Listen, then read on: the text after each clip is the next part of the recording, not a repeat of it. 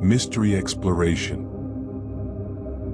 darkness, history, creepy apparition, scary. Welcome to Cursed Stories. Hello, Night Wanderer. Like, subscribe, and hit the bell. The shadows appreciate it. Tell me where you're watching from and what time the nightmares begin. Now lean in. These aren't just stories, they're warnings. Let's begin. There's a place in the desert with incredible ecological diversity, called a sky island. Specifically, the Sky Island is a 9,000-foot mountain surrounded by scorching, lifeless lowlands, its forested slopes rising abruptly from the desert floor like a green fragment of another world, drifting above the heat haze. It's the only place in the continental US you can find jaguars.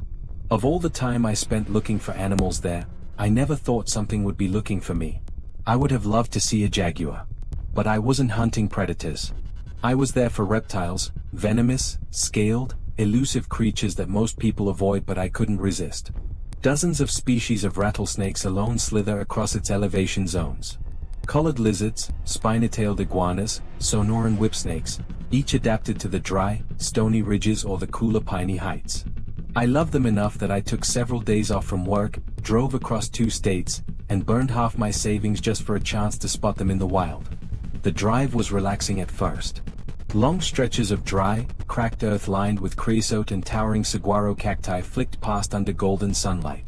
Those dusty, open roads gave me time to think, though now, I avoid them whenever I can. Especially at night. Especially alone. Usually I'd make this trip with some friends. My herpetology professor first told me about the area. A couple old college buddies shared my interest, and we made the pilgrimage once or twice before. This year, they all had plans. I told myself it would be meditative, solitary. And it was. That might have been the problem. The road I was on stretched for miles, twisting through scorched valleys, my car and the stars the only lights for hours. Scraggly creosote bushes drifted in and out of my high beams like ghosts, their twisted limbs casting strange shadows. I drove slow to avoid the toads and snakes that ventured onto the pavement at night, hoping to soak in the residual warmth. Jackrabbits darted out occasionally, spooked by the engine's purr, just long-legged flashes of fur vanishing into the dark. During the day, this road might get a couple trucks or park rangers. But between midnight and 3 a.m., you could die out there and no one would find you for days. That kind of isolation forces your mind to unspool in unpleasant directions. You stop thinking about cell service or your car's radiator and start thinking about what else might be watching, unseen, from the dark. I hit the hazards and stepped out to help a spadefoot toad across the road. I couldn't stand the idea of one getting pancaked. Outside the car, the air was cool against my skin, and the desert was hushed, crickets singing like faint static in the background. The road was darker than I remembered. The moon was hidden behind a wall of clouds. I slipped on a nitrile glove and gently scooped the little toad up, admiring the strange softness of its skin, its camouflage colors that shimmered green and brown beneath the moonlight. I took out my phone and snapped a few pictures, zooming in on the brilliant eyes, like tiny emerald marbles. It didn't move, just blinked slowly, waiting. I wondered what it thought, if it even had thoughts like we do. Then I heard a rustle. It was barely audible over the engine, just a faint scrape or shift in the creosote brush on the far side of the car. I froze. The kind of frozen where every part of you listens, not just ears, but muscles, skin, the space in your lungs where breath should be. Something was there. Something bigger than a rabbit. I told myself it was nothing. Just a fox, maybe. But the sound wasn't curious. It was deliberate. Methodical. Like it didn't care that I could hear it. I placed the toad in the grass and stepped backward quickly, my shoes crunching dry gravel. I didn't run. I don't know why. My curiosity always outweighs my fear, until it doesn't. Then, as I reached for the car handle, a jackrabbit exploded from the bushes, bounding across the road in 2 massive leaps. I jumped, adrenaline lighting my chest on fire, then let out a small laugh. I realized I'd been holding my breath the entire time. I do that when I'm scared, hold it like a diver underwater. That night, I helped a few more creatures across the asphalt, tiny rattlesnakes no thicker than a pencil, lizards with blinking orange eyes, each movement a thrill. But I kept glancing over my shoulder. The desert didn't feel empty anymore. It felt occupied. And it was only going to get worse. It was nearly 3 a.m. when I made the decision to take one last lap around a road winding through the foothills. I told myself it was the last time I'd get to be out here for another year, and I couldn't shake the feeling that something rare, something unforgettable, was waiting out there for me. I just didn't know what kind of unforgettable it would be. The farther I drove, the more the road seemed to decay. It narrowed and fractured, the shoulder vanishing, until it felt like my tires were skimming the edge of something more ancient than asphalt. I rolled the windows down to let in the night air. Cool, still, and strange. There was a scent on the wind I couldn't place. Not the usual mineral tang of desert stone or sagebrush. It was older. Wet, almost. Like the smell of something buried for too long. Up ahead, a whippoorwill burst into flight from the roadside, its white wing spots catching my headlights for the briefest second before vanishing into the trees. I smiled at that. You hardly ever saw one. But then something shifted. All the crickets went silent. Not gradually. 1 second their high chorus was droning, and the next, it stopped. Like someone threw a switch. My first thought was that a predator was near. A hawk. An owl. Maybe a jaguar, silent and watching. But even those wouldn't silence everything. I slowed the car. Just enough to listen. Then the engine died. Not coughed. Not sputtered. Died. Instantly. Lights off. Dashboard dead. No power steering, no AC, just the sound of rubber tires gliding to a halt on loose gravel. My foot hovered over the brake, and I felt that bloom of cold spread out from the base of my spine. It was the kind of fear that doesn't start in the chest or brain. It comes from something deeper, instinctual, animal. I reached for my headlamp on the passenger seat, flicking the button. Nothing. Dead. No click. No red light. No flash. My fingers trembled as I pulled my phone from my pocket. The screen stayed black. Everything. Every piece of modern life, every buffer between me and the rawness of the dark, dead. That's when I knew it wasn't a coincidence. One of these things failing? Sure. Batteries die. But the car, the lamp, the phone, at the exact same time? That wasn't random. That was intentional. That was orchestrated. I sat still, not blinking, not breathing. My eyes adjusted slowly. Pale sand between sage and brush came into focus, then distant outlines of cactus and tree. The sky still gleamed with stars, but now it felt wrong, flat, like a painting. The outline of the mountains was just barely visible.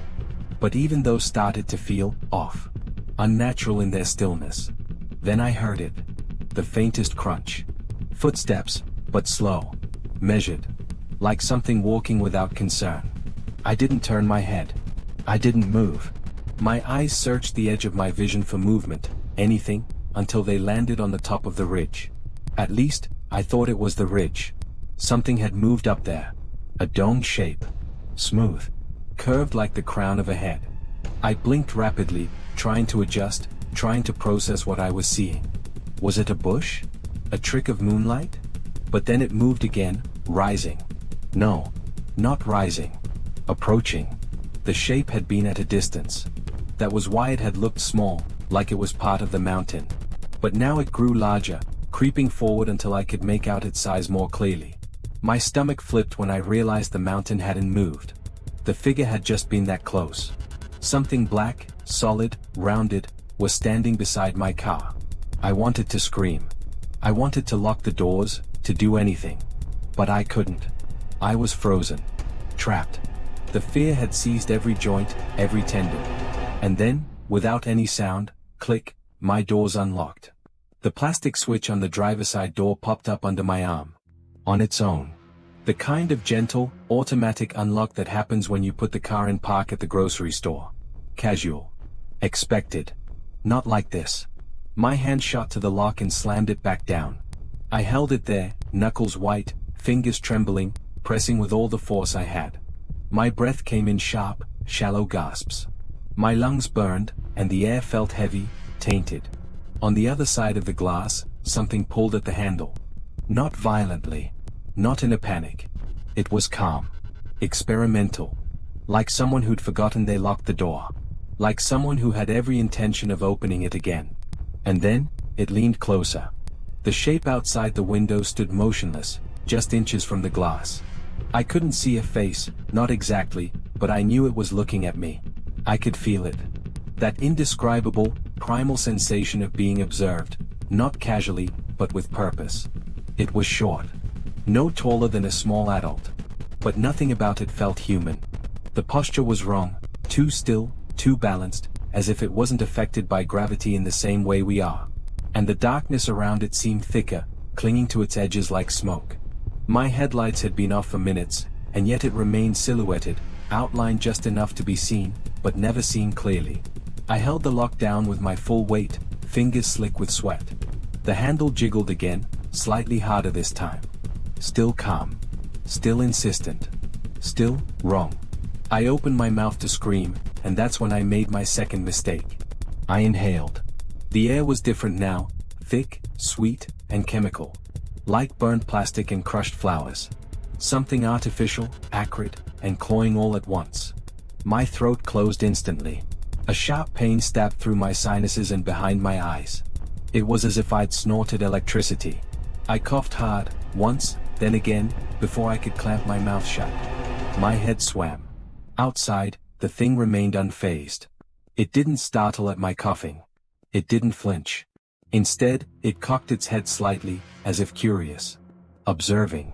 Then, something moved on the other side of the car. My eyes darted right. There were more of them.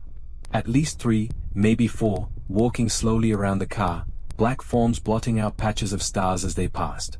No faces. No features. Just silhouettes shaped like children drawn by someone who had never actually seen one. Their proportions were off, arms too long, torsos too still. One of them reached a hand up and rested it on the passenger window. 5 fingers. But too thin. Too jointed. Each finger moving slightly, independently, like they were tasting the glass. Not tapping, not knocking, stroking. I started hyperventilating. My vision swam. My headlamp still wouldn't turn on, my phone dead in my lap, the car useless. I thought about honking the horn, flashing the lights, anything, but nothing worked. It was as if the entire vehicle had been disarmed. Inside, it felt like the air pressure was dropping. My ears popped. A low hum vibrated through the steering wheel, through my bones. I could feel it in my molars. Not a sound, but a sensation, deep and resonant, like standing too close to a jet engine just before it ignites. Another click. This time from the back. The rear door lock on the passenger side popped up. I hadn't touched that one. No hesitation this time. My body moved before my brain caught up. I lunged across the seat and slammed it back down, nearly falling over the console.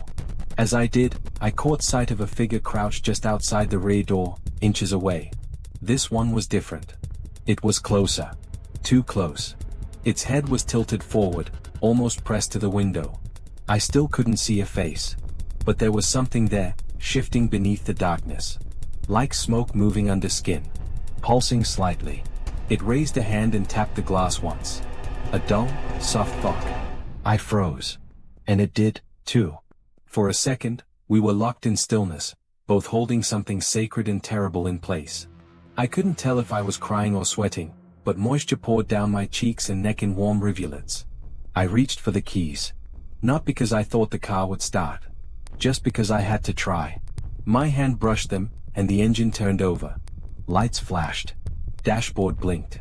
The radio sparked back to life with a burst of static before I shut it off. The figures were gone. Vanished. Not fled. Not run. Gone, like smoke from a blown-out candle. 1 second there were hands on my windows, black bodies outlined against the stars, and the next, only silence and a warm breeze through the open crack of the window. I sat frozen, engine idling, for what felt like hours. Then I started driving. I didn't think. I didn't plan a route. I just drove, faster than I should have, down that broken road, tires kicking dust into the silence. The stars above blurred into a smear of cold light as my vision tunneled. Every twist of the wheel felt like it could tip me into some deeper part of the desert, into some place I wasn't supposed to find. My hands gripped the steering wheel hard enough to make my knuckles ache, but it felt like the only thing anchoring me to reality. I didn't remember the turns I took. I didn't remember the drive back. The next thing I knew, I was parked outside the motel. The clock on the dashboard said 4:37 a.m. I was slumped forward over the steering wheel, my head resting on the leather, the seatbelt still buckled across my chest. I didn't remember arriving. I didn't remember the road, the exit, the gas station, the last 10 miles. Nothing. Just that 1 second I was alone on that godless stretch of desert road, and the next, I was safe. Or I thought I was. Then I smelled it. The ammonia-sharp scent of urine. It soaked the front of my pants and the seat beneath me. My skin was clammy, cold. Shame burned in my stomach, but it was quickly overtaken by something worse, an understanding. This had not been a dream. This had not been a moment of irrational fear. My body had reacted to something real. I sat there for a long time. The motel's flickering neon sign buzzed gently, casting sickly red and pink pulses across the parking lot. I could see the window to my room, curtains drawn, untouched since I'd left. The silence around me was heavy. Not peaceful. Not calm. It was the kind of silence that holds its breath. That waits. I eventually got out of the car, shaking legs carrying me to the door. I stripped my clothes in the bathroom and showered for an hour, scrubbing my skin until it was raw. I checked every inch of my body for marks, bruises, needle punctures, anything. There was nothing. No blood. No scratches. No sign of trauma. But I didn't feel unhurt. I barely slept. The motel room felt wrong, the lights too bright, the walls too thin. I kept expecting to see movement behind the curtains. Kept hearing faint clicks behind the walls. Kept imagining I hadn't escaped, only been let go. And that word, let, bothered me. Because I don't think they wanted to harm me. Not exactly. If they had wanted to, they could have. I was completely helpless, alone, disarmed, unable to scream, unable to move. They could have taken me, killed me, torn me apart. But they didn't. They watched. They tested. They studied. I think I wasn't the predator that night. I was the specimen. And maybe that's worse. I've had time to think since then. Too much time. I've gone over every moment again and again, trying to make sense of it, trying to force some kind of rational answer into a story that defies all logic. People ask me if I was drugged, if I had a psychotic break, if it was sleep deprivation or carbon monoxide poisoning. I've heard all the theories. None of them explain why my car, headlamp, and phone all failed simultaneously. None of them explain the identical reports I found online. Other desert travelers describing silhouettes in the dark, memory lapses, a humming sound just before blackout. None of them explain the dreams I've had since. In them, I'm back in the car. It's always just before the moment, before the locks click. But this time, I don't hold my breath. This time, I inhale when I'm supposed to. I open the door. I step out. I walk into the brush. And the figures step aside, as if I belong with them. I wake up soaked in sweat, heart racing, throat raw from screaming. But worse than that, I wake up smiling. I don't know what to do. I don't even know who I am anymore. There's something inside me and it's not mine. I can't sleep. Can't think. Can't even look at myself anymore. This isn't some cry for help. This isn't fiction. This is me leaving a record, because if I lose everything, and God, I am fucking close, I need someone to know the truth. Because I should be dead. And in some ways, I think I am. It started a year ago. I was 32. Healthy. Normal. Working in a tire factory. The days were long, the hours sucked, but I was alive. I had someone who loved me. I had a little apartment. I had routines. I had a heartbeat. Until I didn't. Cardiac arrest. Out of nowhere. No warning. No tightness. No pain. Just lights out. Face first between two massive OTR tires. My co-worker said my lips were blue by the time they got to me. Paramedics shocked me 3 times on the floor. I flatlined. 6 minutes. No oxygen. No pulse. Then, somehow, I came back. I remember flashes. Needles. Screaming. A nurse crying. The voice of a doctor whispering, he shouldn't be here. But I was. They said I was lucky. A miracle. 1 in a million. I didn't feel like a miracle. I felt wrong. Like something got rewired on the way back. I spent the next 9 months waiting for a donor. My heart was too damaged. They said it was like driving a totaled car. It might move, but eventually, it'd fail. I lost everything during those 9 months. My girlfriend left me. It's funny how fast someone you thought loved you will vanish the moment you stop being useful. The moment you become a burden. I wasn't sleeping anymore. My skin felt too tight. I jolt awake thinking my heart had stopped. Sometimes, I wished it would. I prayed. I'm not religious, but I prayed. Not just for healing. No, I prayed for something. Anything. For it to end. One way or the other. Then one night, the phone rang. They had a match. A heart. Perfect fit. No complications. It was happening now. I remember being wheeled into the OR, sobbing so hard I couldn't breathe. The anesthesiologist smiled and said, "This is your second chance." He had no idea how wrong he was. I woke up in a nightmare. I was freezing. Not cold. Freezing. Like I'd been pulled out of a frozen lake. I was drenched in sweat, but my fingertips were blue. My teeth chattered so hard I cracked a molar. My jaw locked. My chest ached, not from the incision, but from something colder behind my sternum. The nurse smiled. "It's the anesthesia," she said. "It'll pass." It didn't. It never did. Even now, I'm always cold. Doesn't matter what I wear. Blankets. Heaters. Hot showers. Nothing helps. It's like something inside me doesn't remember how to hold heat. The cold lives in my bones. In my chest. In my heart. Then the dream started. Always the same. Fluorescent lights.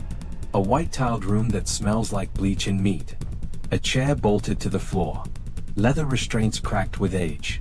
Rust-colored stains on the tiles. Someone strapped in. Male, female, young, old, it changes, but they're always gagged. Always wide-eyed. Always trembling. And then there's me. Not me now. Not the scared, half-broken shell scribbling this out. Something inside me. Something standing over them. Watching. Circling. Smiling.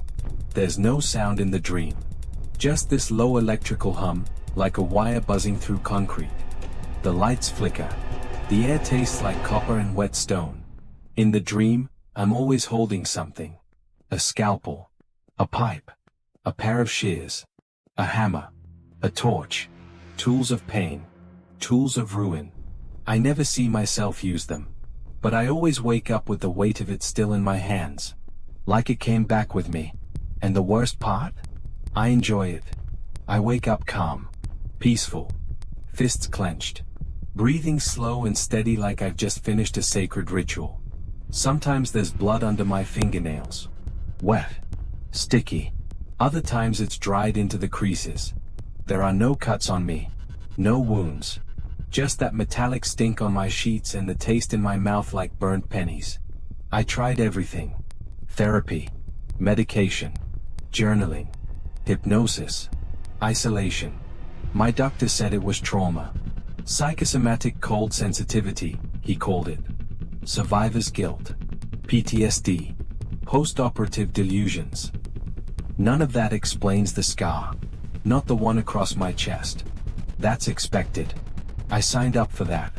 This one was on the inside of my left forearm. A thin, pale X healed over like it had been there for years. But it hadn't. I know my body. I know every freckle, every scar, every stupid mole. That X wasn't mine. Not before. That's when I went to an old friend, someone in medical billing. Someone with access to records. To transplant data. I begged him. I begged him to find the name of my donor. He said it was sealed. But a bottle of bourbon and a breakdown on his couch changed that. He pulled it up. Just a few notes, nothing with names. But I'll never forget the look on his face. Like something had gone rancid in the air. "Oh, shit," he whispered. "You're not gonna want to know this." But I did. I needed to. The name was redacted. But the profile wasn't.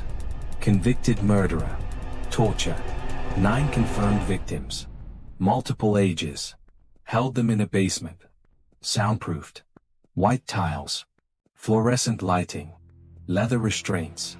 Just like my dreams. He turned himself in. No remorse. No plea. Just walked into a police station one morning and said, "My work is complete." He died on death row. No family to claim the body. But he'd signed the organ donor form. And his heart was still good. So now, it's mine.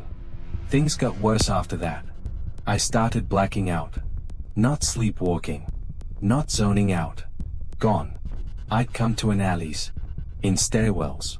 Parking garages. Once in a supply closet, hands shaking, a box cutter in my grip and blood swirling in the sink. I told myself it was stress. Told myself I'd snapped. That it was in my head. But I knew better. I started noticing the smells first. Bleach. Rust. Damp concrete. Following me. Clinging to me like a second skin. And then came the urges. I'd sit in my car outside grocery stores. Just watching. People. Their little routines. Their weaknesses. The way they checked their phones instead of their surroundings. The way they left their doors unlocked. The way they trusted the night. I'd imagine what they'd look like when they screamed. How they'd sound. What they'd say if I let them beg. One night I followed a woman for 7 blocks before I even realized what I was doing. I was 2 steps from her building when I snapped out of it. Hands clenched so hard my nails left half moons in my palms. I ran. Collapsed in the street. Threw up in a gutter. I swore I'd never do it again. But the next night, I dreamed of her face. I saw her strapped in that chair. I saw myself, leaning close, whispering something I couldn't hear. And I smiled. I went back to the hospital. Stormed into the transplant center. Found the surgeon who'd done the operation. I told him I wanted it out. The heart. I didn't care what it meant. He just smiled. A calm, smug kind of smile. "You're alive," he said. "That heart saved you." No. It replaced me. Then came the worst night. I woke up in my bathtub. Fully clothed. Soaked. A knife was resting on the tub's edge. Clean. Balanced. Like it had been placed there gently. My hands were covered in blood. My clothes were soaked with it. My mouth tasted like iron. There were splatters on the tile, smears on the door frame, footprints down the hall. The blood wasn't mine. I checked every inch of my body. Again. And again. And again. Not a scratch. I checked the news. Police reports. Nothing. No missing person. No break-ins. No body. Maybe he's smarter now. Maybe he's learning through me. I haven't slept since. I won't. Because he doesn't dream. He remembers. He relives. And now, so do I. Every flicker of the lights. Every scream. Every second in that room. It's like a film running in my veins. On a loop. Not a haunting. Not a possession. Not a voice in my head. His beating inside me. He doesn't ask permission. He doesn't whisper. He moves. I tried to resist. I really did. I locked the knives away. I stopped going out after dark. I threw out the clothes that came back blooded. I deleted the dreams. Forced myself not to write. Not to remember. It didn't matter. He's patient. He doesn't need me alert. He just needs me breathing. Sometimes I feel him waiting. Like a hand just behind my ribs. Resting. Watching. Biding his time. Last week, I woke up with fingerprints on my neck. My own hands. Pressed hard. Like I was trying to choke him out of me. But I couldn't. You can't kill something that's already dead. And he is. Dead. Buried. Burned. Ashes scattered. But the heart survived. It remembered the rhythm. It remembered the thrill. And now it's mine. So last night, I gave in. I picked up the knife again. I didn't drop it this time. There was no hesitation. No trembling. My grip was firm. Familiar. Like coming home. I walked into the street, and for the first time in months, I didn't feel lost. I wasn't shaking. I wasn't sobbing. I wasn't cold. Not even a little. That's what scares me the most. Not the blood. Not the silence after the screams. Not even the faces that I know will visit me again, strapped to that chair in my dreams. It's the calm. The warmth. Like I've finally made peace with the thing inside me. Like I've stopped fighting it. Because maybe I was never supposed to fight. Maybe this is who I was always meant to be.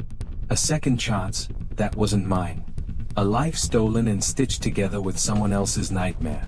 Is not haunting me. He is me. So if you're reading this, don't call the police. Don't try to help. Don't come looking. Because I won't be the one who answers the door. And if you hear footsteps behind you in a parking garage or a flicker of lights in an empty hallway, don't turn around. Just run. Because I've finally stopped feeling cold. And that means he's wide awake. My wife Lynn and I have been together for 6 years and married for 11 months. Our entire history together has been very normal and never once have I noticed any weird behaviors or red flags. I can't stress enough how out of character this whole thing is for her. Lynn is very kind, intelligent and thoughtful. She's always been the no-nonsense type of person. Being childish, or trying to scare me is not something she'd normally do. She doesn't even like watching horror movies. When we first started dating she agreed to watch The Shining with me because she knew how much I loved horror. She was so scared that she didn't even make it through half of the movie before we had to turn it off. She isn't into anything creepy, and has never been into pranks. It's just not her cup of tea. And that's fine. But that's what was so strange about this. It's just so unlike her. I should also add that she never had any mental health issues, and as far as I'm aware it doesn't run in her family. I know some people are able to hide their mental health problems, but in the 6 years we've been together I think I'd have seen some sort of sign. 2 months ago, I was in the kitchen making myself some coffee before work.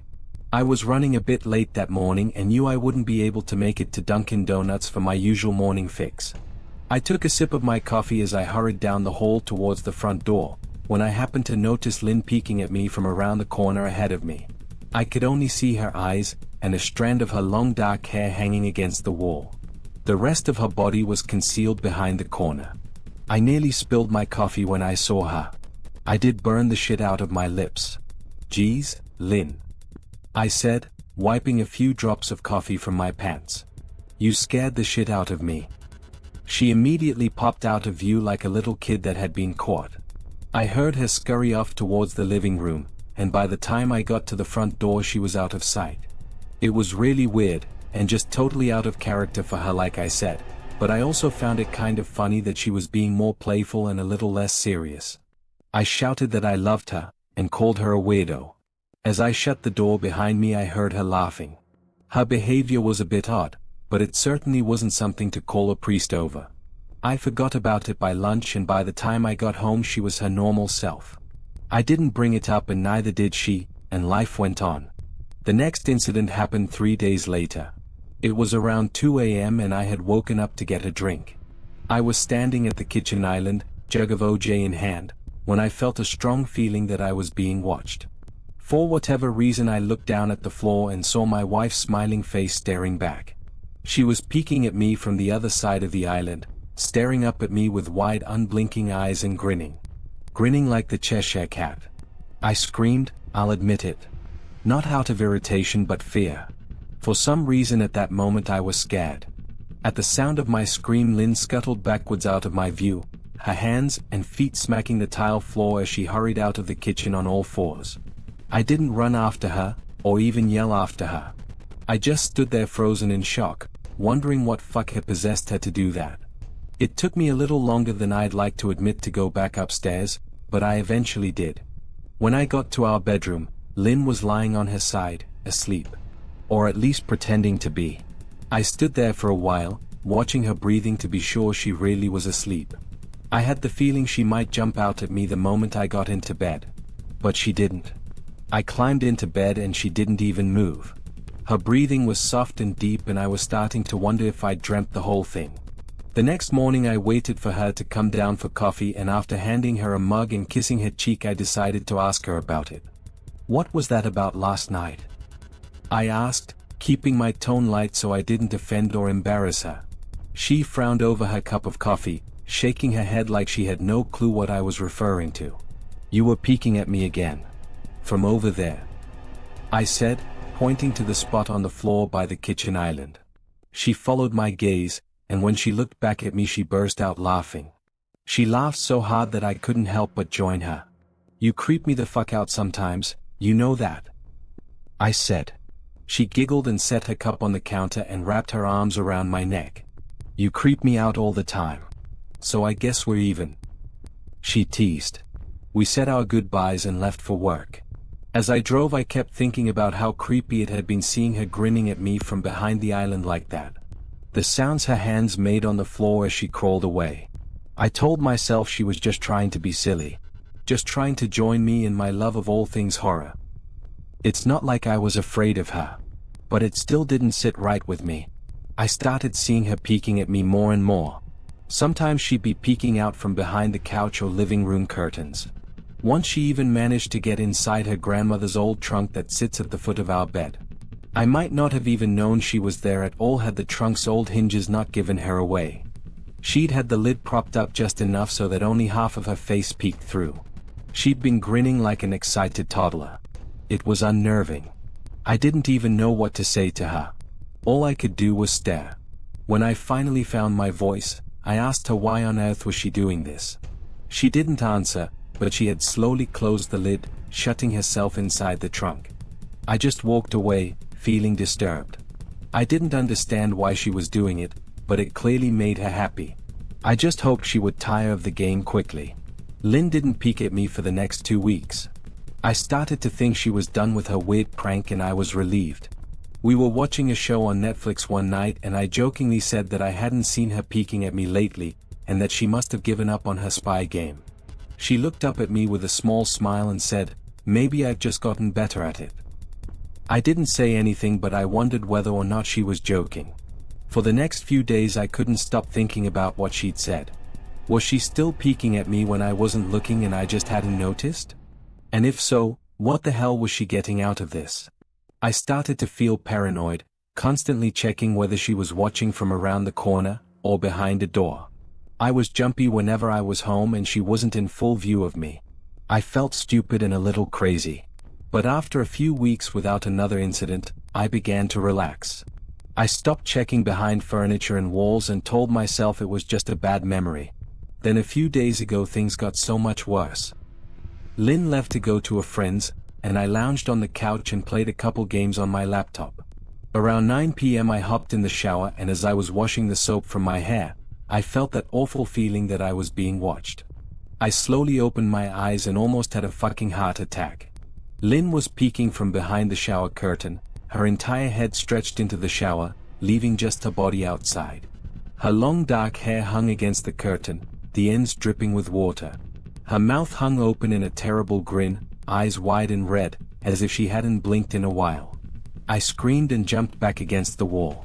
She didn't move, nor did her smile waver. Her makeup ran down her cheeks in 2 black streaks. She looked giddy and completely deranged. I was fucking terrified. We stood like that for a few moments, neither of us saying a word. Finally, after what felt like forever, she slowly pulled her head back out of the shower, and I watched her blurry figure through the curtain as she moved backwards towards the bathroom door. A second later the bathroom door slammed shut, hard enough to rattle the mirror. I screamed again, and jumped out of the shower to lock the door. I stayed inside the bathroom for over an hour. Maybe I overreacted to some of you. But joke or not, I wasn't going to put up with the crazy shit anymore. That's what I kept telling myself as I paced in my bathroom, stopping to listen at the door every few minutes. Suddenly I heard a muffled sound, and I pressed my ear against the bathroom door, straining to listen. I couldn't hear anything, but I envisioned Lynn standing on the other side of the door, giggling at her joke. I felt a surge of anger. I was beyond pissed at being made to feel scared in my own house, and made to hide in the bathroom for an hour. All for what? Some joke? If it was a joke, it was an awful one. What the fuck, Lynn? I snapped. This shit is getting really fucking annoying. I waited for her to apologize, or to call me a jerk. But instead I heard a faint moan, so quiet I wondered if I heard it at all, and then complete silence. Lynn? I called out, not able to even hide the shakiness in my voice. I got no response. Just my own heavy breathing. I swear to God, just fucking stop it. I yelled, pounding my fist on the door. I waited for her to cuss me out, something I would expect from me talking to her like that. I never screamed at her before. But there was nothing. Just the occasional drip from the shower head. I won't deny that I was scared. Too afraid to open the damn door and face my own wife.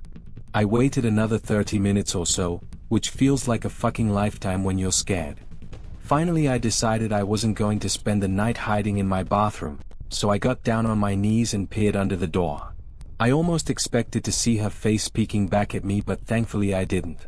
I could see straight down the hallway to the top of the stairs, but no Lynn. I didn't know if I should be happy about that or not. I looked for a few minutes, waiting to see her head pop up over the top step, but it never came.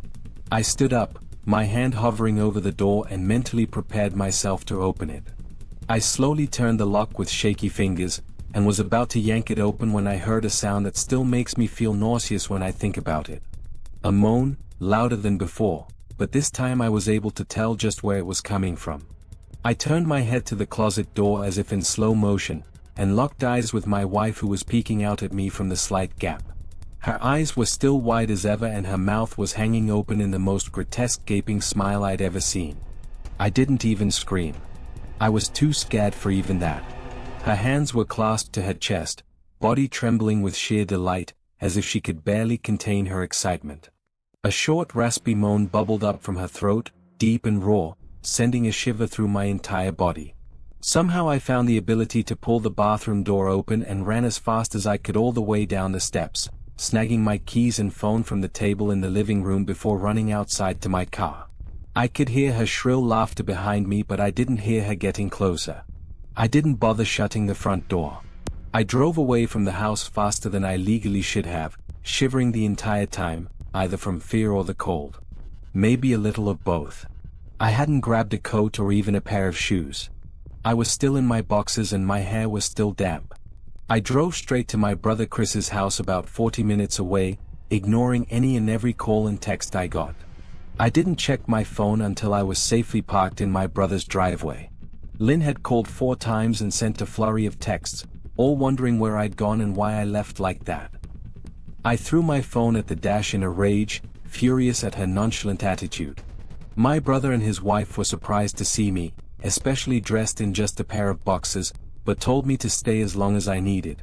Chris lent me some clothes and asked me what happened. I told him Lynn and I had a fight, but didn't get into the details. I didn't want him to think I was overreacting, leaving my wife over a prank, even if it was a strange one. I mean, hadn't I encouraged her for years to lighten up instead of being so serious all the time? I had wanted her to relax and loosen up, but this was definitely not what I'd had in mind.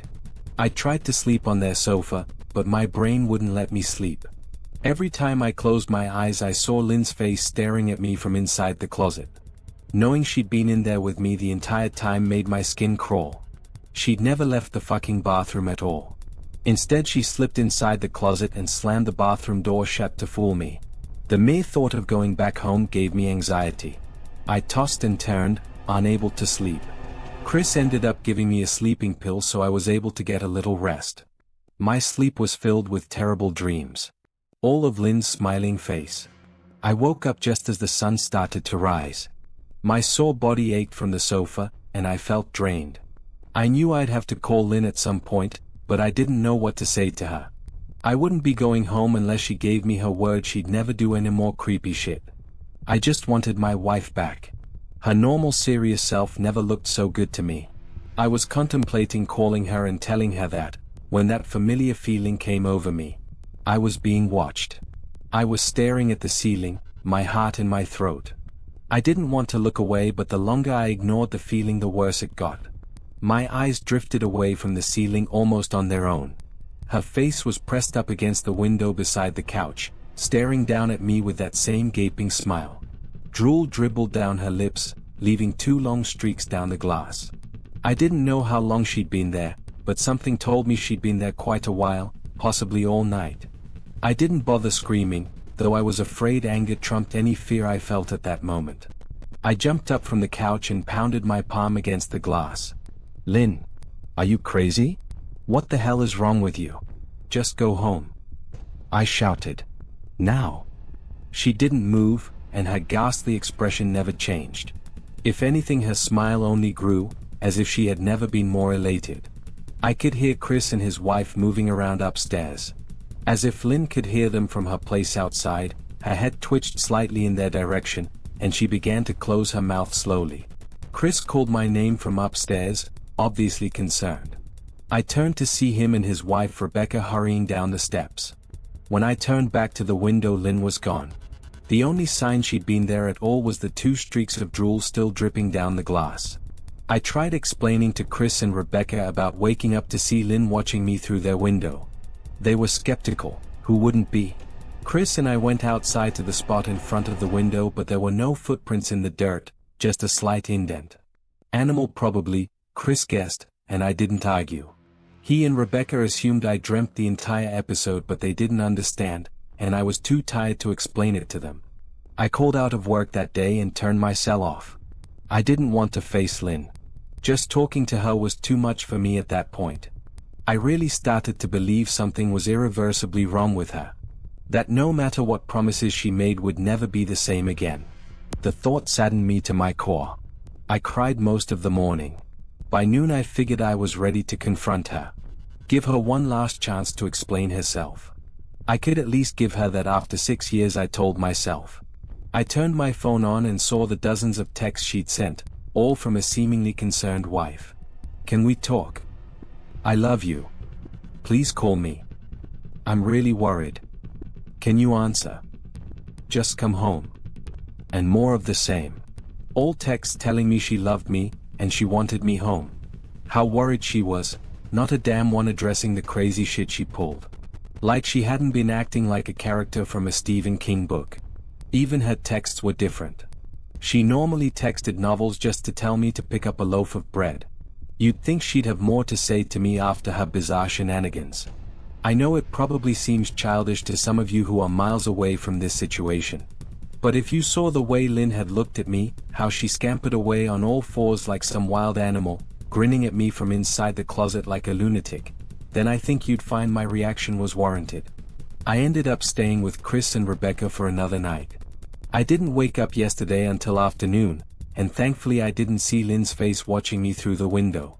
I don't want to pry, because it's not my place. But is this fight something that can be mended? Rebecca asked. She'd made us both a sandwich for lunch, and I knew she wanted to breach the subject without seeming to be nosy. I don't know. She's like a different person, I said, choosing my words carefully. I still wasn't ready for her or Chris to know the full extent of the batshit craziness I had been dealing with. People change, Ben.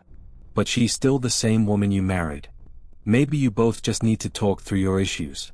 Whatever's going on, I'm sure it can be fixed. She said, ever the peacemaker. I think it's beyond that now. I don't think talking would help. I just don't trust her, I said. The words stung in my heart. I missed and loved my wife. But how could I live with someone like that? Living in constant fear didn't sound too appealing. Lynn loves you. She has to be absolutely crushed, she said. I don't know about that, I said. Well, she certainly seemed like it to me. I've never seen her so upset. Very much unlike the Lynn I know, Rebecca said, shaking her head sadly. It took a full minute for her words to really sink in, and when they did, I felt dread worming its way through my skin. Wait. What do you mean? You saw her? You saw Lynn? I asked, my mouth suddenly dry. Rebecca nodded casually as if that fact wasn't nightmare fuel. Maybe for her it wasn't. She stopped by this morning just after Chris left for work, she said, cleaning the plates from the table. I didn't see her car though. Maybe she took an Uber or something. Beck. What did she say? Did she come inside? I asked, sweat starting to break out on my forehead. I began looking around, examining corners as though a predator lurked behind them. No. She just asked if you were awake yet, and I said that you weren't. I asked if she wanted me to wake you, but she said no. Just said to let you sleep. she said as she washed the dishes. That's all? She didn't say anything else? I asked. No. She looked awful though. Like she hadn't slept in days. I think you should call her. I got up from the table and thanked Rebecca for lunch. I felt a little bit better at the knowledge that at least she hadn't come inside. Still, I needed to double-check that the doors were locked. I sat for a while trying to figure out what to do next. I didn't want to go home, but I felt that I owed it to Lynn to help her if I could. Hadn't I swore an oath to love and honor her through sickness and in health? Clearly she was very sick. If she was sick, which I truly believed she was, I had to try and get her the help she needed. But I didn't even know where to start. I didn't want to call the police, and besides, what the hell was I going to tell them? That my wife was peeking at me? That she was being creepy? As bizarre as she'd been, she still hadn't committed any crime. Not yet anyway. The police would have probably said that I was overreacting. But this wasn't some prank. It felt wrong. Dangerous even. Like something sinister lurked beneath her smile. I knew as her husband I was well within my rights to have her committed, but what if she simply acted normal in their presence? She'd obviously been able to fool Rebecca into thinking she was just a concerned wife. As long as the doctors didn't find her a danger to herself or others, they'd have no choice but to release her after 72 hours. I felt lost and overwhelmed. So I did what any husband in my position would do. I called her mother. I didn't want to, believe me. Her mother, Marianne, and I were never on the best of terms. We'd never fought or anything like that. She just wasn't a very warm person, and wasn't really easy to get along with.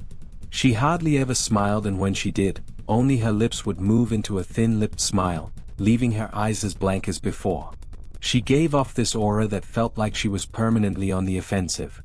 I'd only met her twice, and both times were for such short visits. I got the impression she didn't approve of me for her daughter. Lynn always ushered us out quickly, as she didn't want me to feel uncomfortable, which I was grateful for. Being in her mother's company felt almost unbearable. Like walking on glass. I was glad when we moved 3 states away so we didn't have to see her often. I was happy to avoid the woman, but I needed her help. I really didn't want to talk to her at all, but I had to talk to someone, and someone who knew Lynn better than I did. So I grit my teeth and did what I had to. Yes? She answered, already sounding irritated. Marianne, it's me, Ben. Do you have a minute to talk? I asked. I could hear her cluck her tongue in irritation. I'm in the middle of writing some checks, but if you insist, I suppose I can spare a moment. What is it that you want to discuss, Benjamin? She said, coolly. It's about Lynn. She's been acting strangely, and I was wondering if you had any idea whether there was something. I was quickly interrupted. It's a bit difficult to follow your rambling, Benjamin. What is that you want from me? She asked. I could almost see her standing there in her thin sweater and slacks, tapping her fingernails impatiently on the table. I wanted to know if you'd ever noticed any odd behavior? Or possibly any mental health issues? I asked. There was a long, uncomfortable pause that I couldn't tell was because she was just thinking, or something else. Finally, after a few seconds, she spoke. I'm not sure if this is one of your jokes, Benjamin, but if so, I don't find the humor in it. Now I do have business to attend to, as I've said, so if you don't mind? She said, but I cut her off before she could get rid of me. Marianne, it's not a joke. I'm sincerely concerned about Lynn's mental health. Her behavior has been very erratic lately. I'm very worried about her, and I figured as her mother you would be as well. I said, my frustration evident in my voice. If you're truly concerned, then I suggest you get the health professionals involved. I don't know what you expect of me. She snapped. I could tell she was seconds away from hanging up, and for some reason I was desperate not to let her. I had the feeling that she knew a lot more than she was letting on. Please. If not for me, do it for Lynn. I tried. I heard a faint shaky intake of breath, as if she were trying to hold her steely persona together but failing. Marianne? What's wrong? I started. Benjamin, I don't know what to tell you. My only advice would be to seek professional help. Do not call here again. Goodbye. I tried to call out to her, but she'd hung up. I tried to wrap my head around the call and her refusal to help me. Even if she didn't like me, why wouldn't she want to help her own daughter? I couldn't understand that. I tried to replay the conversation, desperate to find something I missed. After a while I almost gave up, until I remembered her last words to me. Seek professional help, she'd said those words with a bit of urgency. I could have just been grasping at straws, but no, I was sure her voice had changed ever so slightly when she'd said that. As if they were very important. What had she meant? I assumed she'd been referring to medical professionals, but maybe she was referring to someone else. Someone that she didn't, for some reason, feel comfortable saying directly. Or maybe I was just desperate. I waited for Chris to get home, and after a very long and exhausting conversation with him and Rebecca, I convinced them that Lynn truly needed psychiatric help. I didn't tell them everything. I wasn't prepared to go into it yet, but I told them about our last encounter. How she'd hidden in the bathroom, peeking at me from the closet. They were obviously shocked, but thankfully they believed me. They too just wanted to help her. Still, they didn't think it was all that serious. Weird, maybe, but not dangerous. They just kept saying that Lynn had to be playing some kind of weird joke. Maybe for YouTube. Rebecca offered, if only half-heartedly. Chris didn't think we should involve the police just yet. He offered instead to go with me, and I readily accepted. He reasoned that calmly talking to her, trying to coax her into going willingly, was the best recourse. I agreed to do it his way. At least I wouldn't be going into that house alone. We drove over this morning, just after breakfast. There was no way I was going at night. When we pulled into the driveway, my stomach began doing somersaults. Her car wasn't there, but I still didn't let my guard down. The front door was ajar, and for a split second I thought would see her eyes staring through the gap. I was shaking and starting to sweat. Chris, however, was fine. He waited for me to open the door, his hands in his pockets like he was going on a fucking stroll through the park. I envied his ignorance. I pushed the door open and was immediately hit with the stench of rot. Chris smelled it too, and he walked in the house behind me with his nose scrunched up. "What do you guys use to clean the floors around here? Shit." Chris mumbled. "Shut up," I said, my eyes darting around for any signs of Lynn. The house was deadly quiet and dark despite being 10 in the morning. All the curtains were closed up tight, refusing to allow any sunlight inside. If I hadn't left it just 2 days prior, I'd have thought the house to be abandoned. We moved through each room, carefully checking any place that she might hide, occasionally calling her name. "Why the fuck are you looking under the couch?"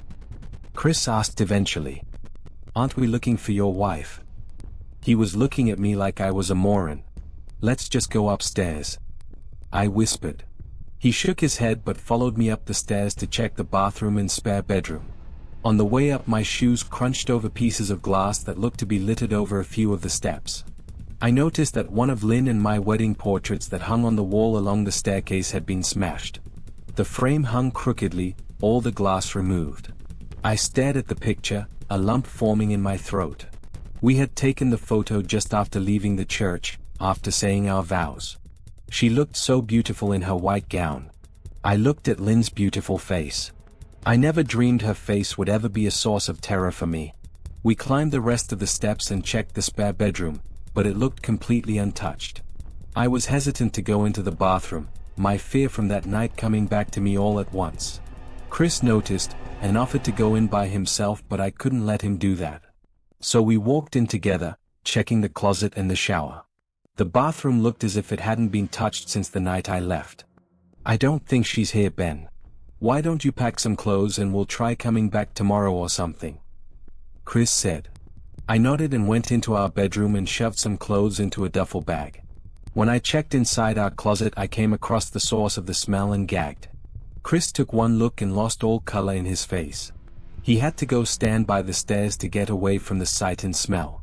I gazed down in shock at what lay inside my bedroom closet. Soaking into the rug, were at least a dozen eyeballs, all carefully laid out in pairs. Some were as large as a quarter while others were as tiny as a marble. I stared down at the eyes she'd collected from small animals, and I wondered how she'd gotten them, and shuddered at the thought. Man, I thought I had it bad with Becca's shoe addiction. But fuck me. Your wife's in here collecting eyeballs. Chris said, gagging.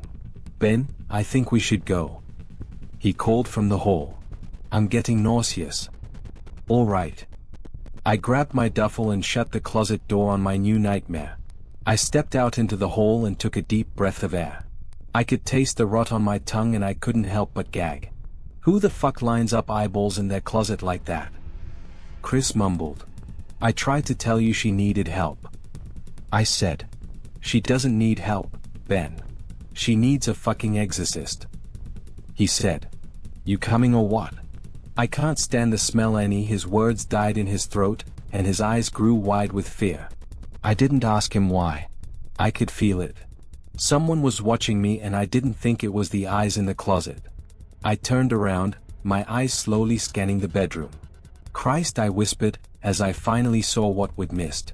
Under the bed, curled on her side, watching us with the excitement of a kid on Christmas morning, was my wife. She held her hands together just under her chin, and they were shaking eagerly. Now that she knew she'd been found, I could hear the quiet noises she was making. A sort of hiccuping sound in her throat, as if the excitement was just too much for her. It was unnerving to say the least. Wide eyes, and that same huge smile. Everything in me told me to run, but I forced it away. This was my wife. No matter how twisted, she was still the woman I married. I had to help her. Lynn. I said softly. She didn't respond, but her head bobbed back and forth in two quick little movements as if she were nodding. Baby. I just want to help, okay? Can you let me do that? I asked. I had taken a single step forward, approaching her like some kind of dangerous animal. I love you, Lynn. I said softly, taking another step closer. She let a tiny moan escape her wide-open mouth and I had to resist the urge to run. Her shoulders were starting to quiver, and her eyes grew as large as saucers. I crouched down so I could see her better, and immediately saw the blood. Her hands were covered in it. They trembled more the closer I got, as if she was barely able to contain herself. Lynn, are you hurt? You're bleeding. I said. She bobbed her head again, her bloody fingers moving up and down as if playing an invisible piano. They occasionally grazed her chin, leaving smears of blood on her skin. I wanted to recoil in disgust. The smell that was coming off of her was revolting. I could feel the vomit trying to climb up my throat. Her lips were dry and stretched thin, blood seeping between the cracks. I knew she wouldn't come out on her own, but I didn't want to leave her in the state she was in. I scooted closer and reached out to her. The excited hiccuping sounds got louder and her hands shook, fingers flexing. It was then that I could see the blood oozing from in between her fingers. Oh my God, Lynn. You're bleeding. I said. Instinctively I reached out to take her hand, but before I could even touch her, her hand sprang out towards me. A sharp pain shot through my arm, and I fell back on my ass. My arm burned, and I could see the blood dripping down onto the carpet. I looked back at her in shock and saw her grinning madly, her fingers clutching a large shard of glass. You all right in there? Chris asked from behind me. I turned my head slightly, and nodded to him, cradling my arm to my chest. When I turned back to face Lynn, I saw that her focus had shifted. She wasn't looking at me anymore. And she wasn't smiling anymore either. She was staring past me, her eyes glaring at Chris the way a hungry lion might stare at an antelope. Her mouth was still hanging open, but it was twisted into a snarl. I got to my feet, and began walking backwards down the hall, afraid to take my eyes off her. Are you bleeding? Chris asked. The moment the words left his mouth, Lynn started fast scooting out from under the bed, the glass shard still in her fist. Chris. Run. Go. I yelled. He must have been too afraid to move because a second later I felt my back bump into him. He was still standing at the top of the stairs, staring at the horror that was my wife. Lynn had crawled completely out from under the bed and stood in the bedroom doorway, her face twisted in rage. Her whole body was visibly tense.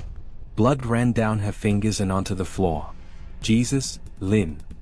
Chris said, you up, playing hide and seek. I reached back and pushed him towards the steps. Move your ass, Chris, I said as quietly but firmly as I could.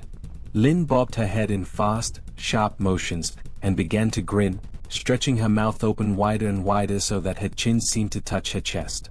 I heard Chris mutter a prayer and then he was running down the stairs. I stood at the top of the steps, stuck between the love for a woman who clearly needed serious help, and self-preservation. "I only want to help," I said, choking back tears. Her eyes focused on me once again as she slowly lifted the glass, holding it out in front of her. And then she started sprinting towards me, grinning with utter excitement. Thankfully my body took over and I flew down the stairs, skipping 2 or 3 at a time. I made it to the front door before I felt her leap onto my back, wrapping her arms around my neck, her open mouth next to my ears so that I could hear those terrible hiccuping sounds up close. I shook her off me, knocking her to the floor. I felt a searing pain in my back as she went, but I tore open the front door and bolted to my car. Chris was standing in the front yard, talking on the phone with the police. I didn't say a word, I just ran to my car and jumped in. Chris took the hint and followed me, still on the line with police. I watched the rearview mirror, sure I'd see her there, running after us. But I never did. I went straight to the ER and got 11 stitches in my arm and 3 on my back. The police asked a lot of questions and went back to the house to do a search, but of course, Lynn wasn't there. They advised me to stay with a friend or relative for a while and to file a restraining order as soon as I could, but none of those things would matter. Somehow I just knew. I dropped Chris off at home, and went to a motel an hour away. I wanted to put as much distance between me and Lynn as I could. This is where I've been for the last 4 hours. I thought maybe the police would find her, maybe they'd get her the help she desperately needs. But now I don't think so. Because 40 minutes ago I got a text from an unknown number. Just 3 words. "I found you." And a picture attached. The picture was dark and grainy, but I instantly knew what it was. There was no mistaking my wife's eye. I started typing this out immediately after. I don't know what to do. I'm alone and scared, and I can't help but feel that I'm being watched. We thought it was just a late-night road trip, but we found a town that doesn't exist. You ever have one of those moments where you're laughing with your friends, the road stretching endlessly ahead, music low in the background, and for a second, just 1 second, you feel like you've outrun time? That's what it felt like. We were 4 kids with no real responsibilities, no destination, and no idea that we were about to cross a line that couldn't be uncrossed. I had just turned 17, freshly armed with my graduated license and an aching desire to feel free. No more curfew. No more parents texting every hour. To celebrate, I pitched a spontaneous idea to my friends: let's take a night drive into the Adirondacks. Just far enough to feel like we were escaping. Cody, my best friend since 5th grade, was instantly in. Tom, the impulsive wild card of the group, just grinned and threw his hoodie on. Sammy, the new freshman we'd taken under our wing, was eager to prove he could hang with the older guys. We left late, around 6:30 p.m. Later than we planned.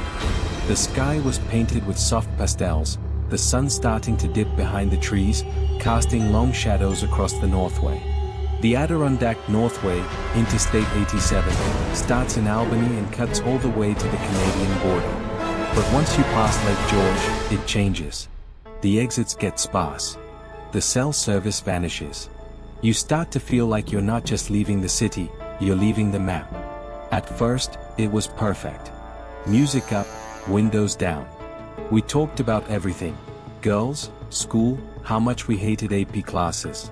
We joked about summer jobs and made ridiculous bets about who'd get into college first. Classic teenage stuff. But the deeper we drove, the darker it got, and the quieter. No street lights. No cars. Just the hum of the tires and the occasional flicker of deer eyes in the woods. Then, bing.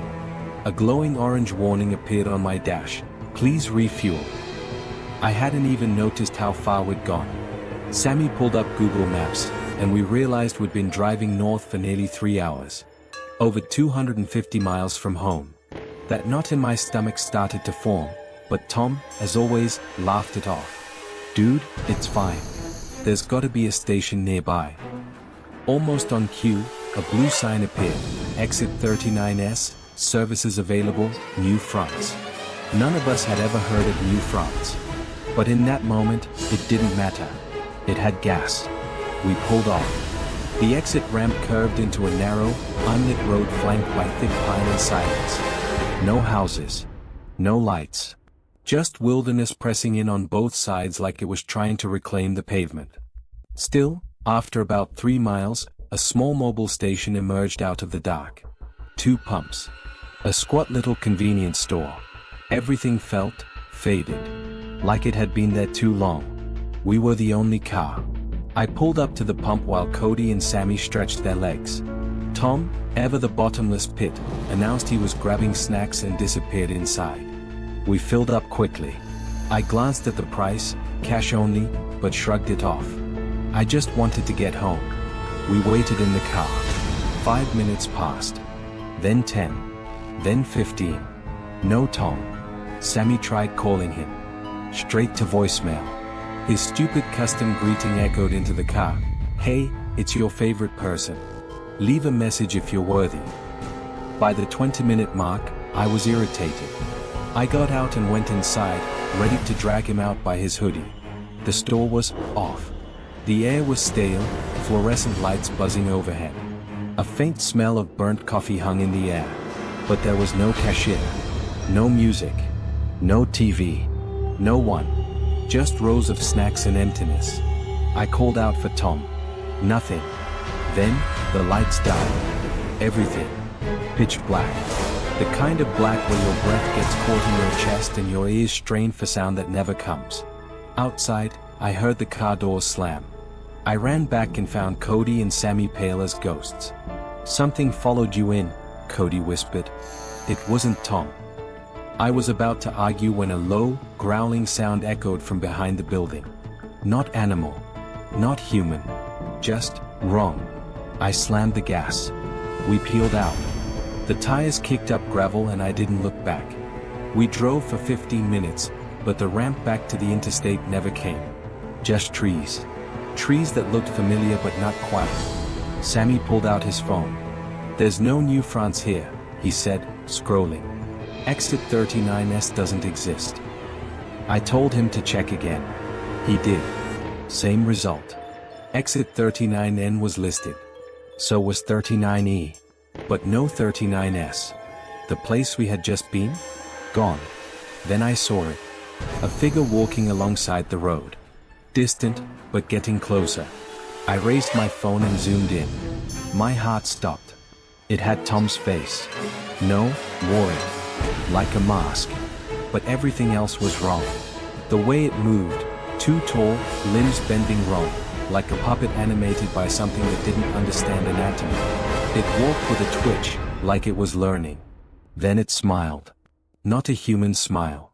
A grotesque grin stretched too wide, teeth too square, eyes too flat. That's when it screamed. A guttural, inhuman shriek that made the car vibrate. I floored it. We hit the thing. There was a sickening thud, but I never slowed down. I couldn't. Inside the car, no one spoke. Sammy was crying. Cody just kept whispering Tom's name over and over.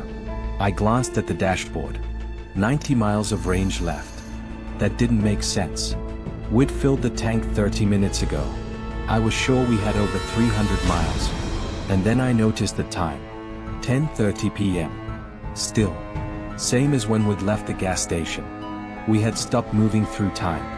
The road twisted again. The forest grew denser. I pulled over, barely keeping my hands steady. Sammy had 1 bar of service, just enough to load an old travel guide. That's when we knew we weren't just lost. We were somewhere else. Then footsteps. We turned. Tom was standing at the tree line. Or something that looked like him. But he was too tall. His arms too long.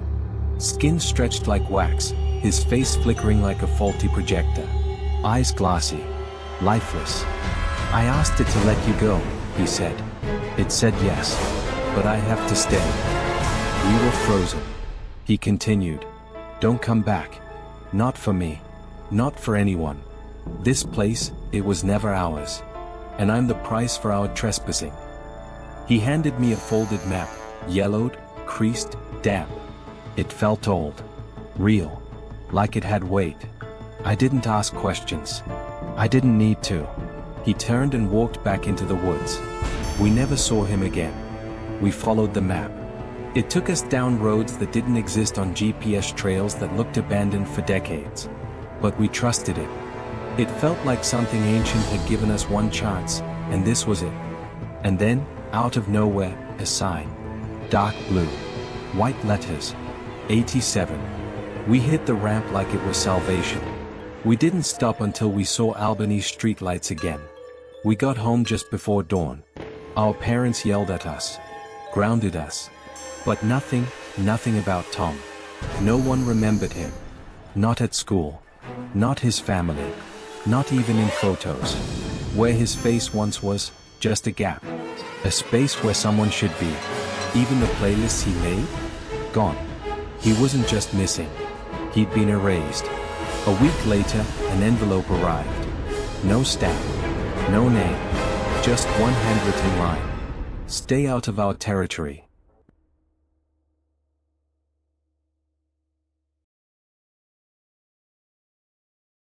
The house was a steal. That should have been the first red flag. A 3-bedroom craftsman with a wraparound porch for less than the cost of my cramped 2-bedroom apartment. It was in a quiet, secluded subdivision called Maple Creek, where all the lawns were impossibly green and the neighbors waved with all 5 fingers. The HOA president, a woman named Carol with a smile as bright and hard as a porcelain doll's, met me on my first day. She handed me a welcome basket with a bottle of cheap Chardonnay and a single, laminated sheet of paper. "We're so glad to have you, Mark," she said, her eyes crinkling in a way that didn't seem genuine. "We're very relaxed here at Maple Creek. We don't have rules about lawn height or fence colors. We only have one." She tapped a perfectly manicured nail on the laminated sheet. On it, in a large, friendly font, were the words. "Rule number 1. If you see a pet that appears lost or in distress, do not approach it. Do not feed it. Do not let it into your home. Go inside, lock your doors, and ignore it until it has gone." I laughed, thinking it was a joke. "What, are the raccoons organized crime around here?" Carol's smile didn't waver. "It's not a suggestion, Mark. It's the only thing we require of you. It is for the safety and harmony of the community." Her tone was light, but her eyes were deadly serious. It was the first time I felt a chill in the warm afternoon air. For the first month, it was perfect. Quiet. Peaceful. I almost forgot about the bizarre rule. I'd see people walking their dogs on leashes, cats sunning themselves on porches. They were clearly owned, clearly where they were supposed to be. The rule seemed like a weird quirk from a bygone era. Then came the storm last night.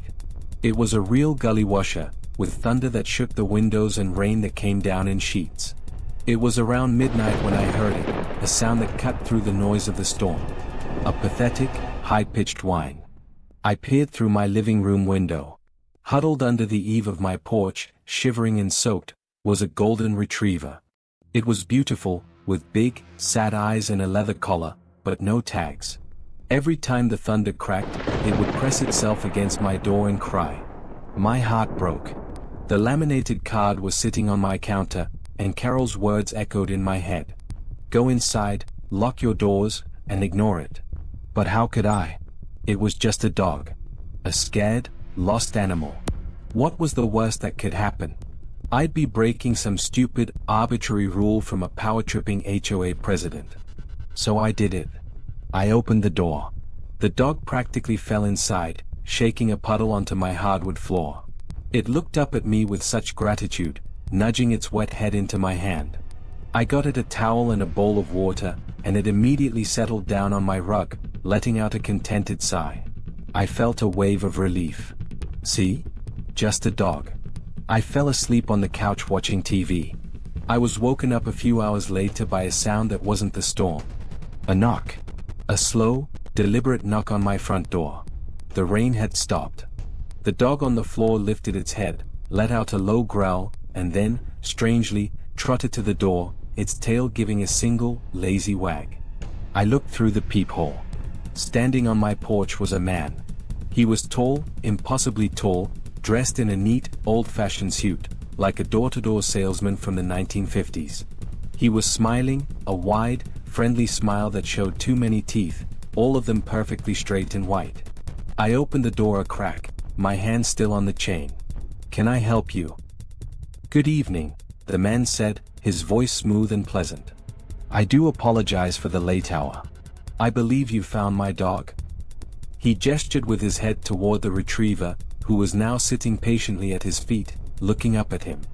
"Oh, yeah, he was out in the storm," I said, my relief making me feel foolish for ever being scared. "Glad you found him." The tall man's smile widened, stretching his face in a way that felt unnatural. "He has a habit of getting out. He's a bit of a rascal." He leaned forward, his eyes, dark and unblinking, locking onto mine. "But he's very good at his job." My blood ran cold. "His job?" The man chuckled, a dry, rustling sound. He reached down and patted the dog's head. "Of course," he said, his gaze never leaving mine. "His job is to find the kindest person in the neighborhood."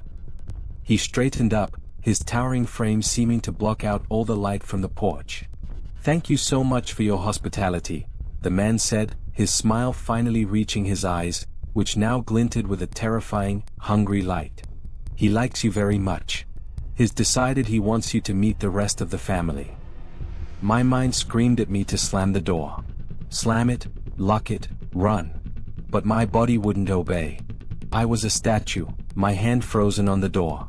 The man's smile never faltered as he gave the door a gentle push. The brass security chain didn't snap or break. It stretched, elongating like taffy with a soft, metallic groan before falling away, limp and useless. "There now," he said pleasantly. "That's better." He didn't enter. He simply took a step back and gestured with an open palm toward the street. It wasn't a command. It was an invitation. And for reasons I can't explain, I found myself stepping out onto the porch. The golden retriever trotted ahead of us, its tail held high. The air was different out here.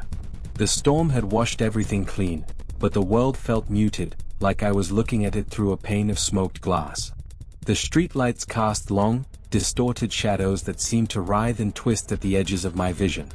As we walked, I noticed other things. A sleek black cat emerged from beneath a hedge, its eyes glowing with a faint phosphorescence. It fell into step beside the retriever. A few houses down, a parrot was perched on a mailbox. It didn't squawk or speak, it just swiveled its head, tracking our progress in perfect silence. They were all moving with us. An honor guard of silent, watchful animals. I looked at the houses we passed. Through their big picture windows, I could see my neighbors. They were frozen in place, like mannequins in elaborate dioramas. One family was sitting around a dinner table, forks raised halfway to their mouths. In another house, a man was stopped mid-stride, 1 foot hovering over the floor. They were all facing our direction, their faces blank, their eyes wide and vacant. "Don't mind them," the tall man said, noticing my gaze. "They're very good at following the rules." We were heading toward the end of the cul-de-sac, to the oldest house on the block, a large colonial that had been dark and seemingly empty since I'd moved in. As we got closer, I could feel a low vibration through the soles of my shoes, a deep hum that seemed to emanate from the house itself. The golden retriever led the procession up the walkway and sat patiently before the heavy oak door. The other animals formed a silent, semicircle behind us, their eyes all fixed on me. The tall man walked to the door. It swung open before he touched it, revealing nothing but a deep, impenetrable darkness inside. The low hum grew louder, resonating in my bones. It sounded like a purr. A gigantic, hungry purr. The man turned to me, his smile as wide and terrifying as ever. He gestured into the blackness. "After you," he said. "They've been so looking forward to this."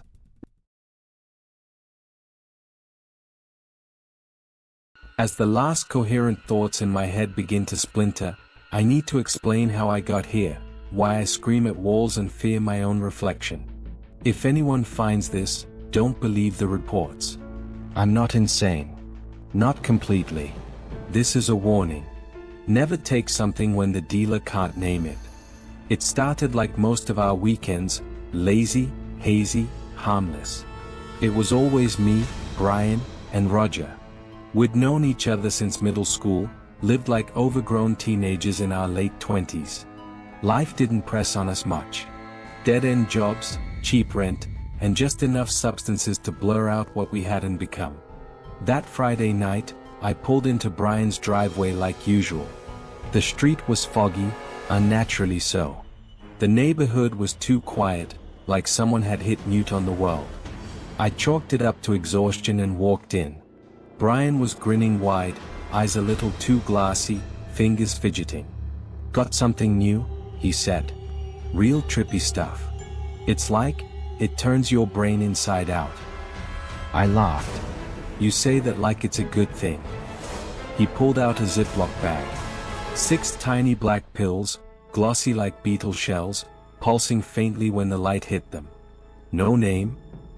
I asked. "Nope. Guy said it's imported. Ancient shit. Said would come back different." "You took one?" "2 last night," Brian said. "Felt like I rode on the back of God." I didn't believe him. But then again, that was the point. Roger stumbled in, late and drunk. As always. When Brian showed him the pills, Roger chuckled and said, "Hope I see my ex in the trip. Gotta settle some unfinished business." We turned on music, dimmed the lights, and swallowed the pills. They tasted wrong. Like ash and static. The come-up was slow. Euphoric, even. Laughter came easy. Roger danced. Brian made stupid jokes about turning into reptiles. Then Roger went to the bathroom. He was gone for longer than he should have been. When he came back, his pupils were the size of dimes, black voids stretching wide. His skin looked waxy, like a mannequin beginning to melt. "You okay?" I asked. He stared blankly. "There's a room inside the room, bro. You just have to peel the air." I laughed, uneasily.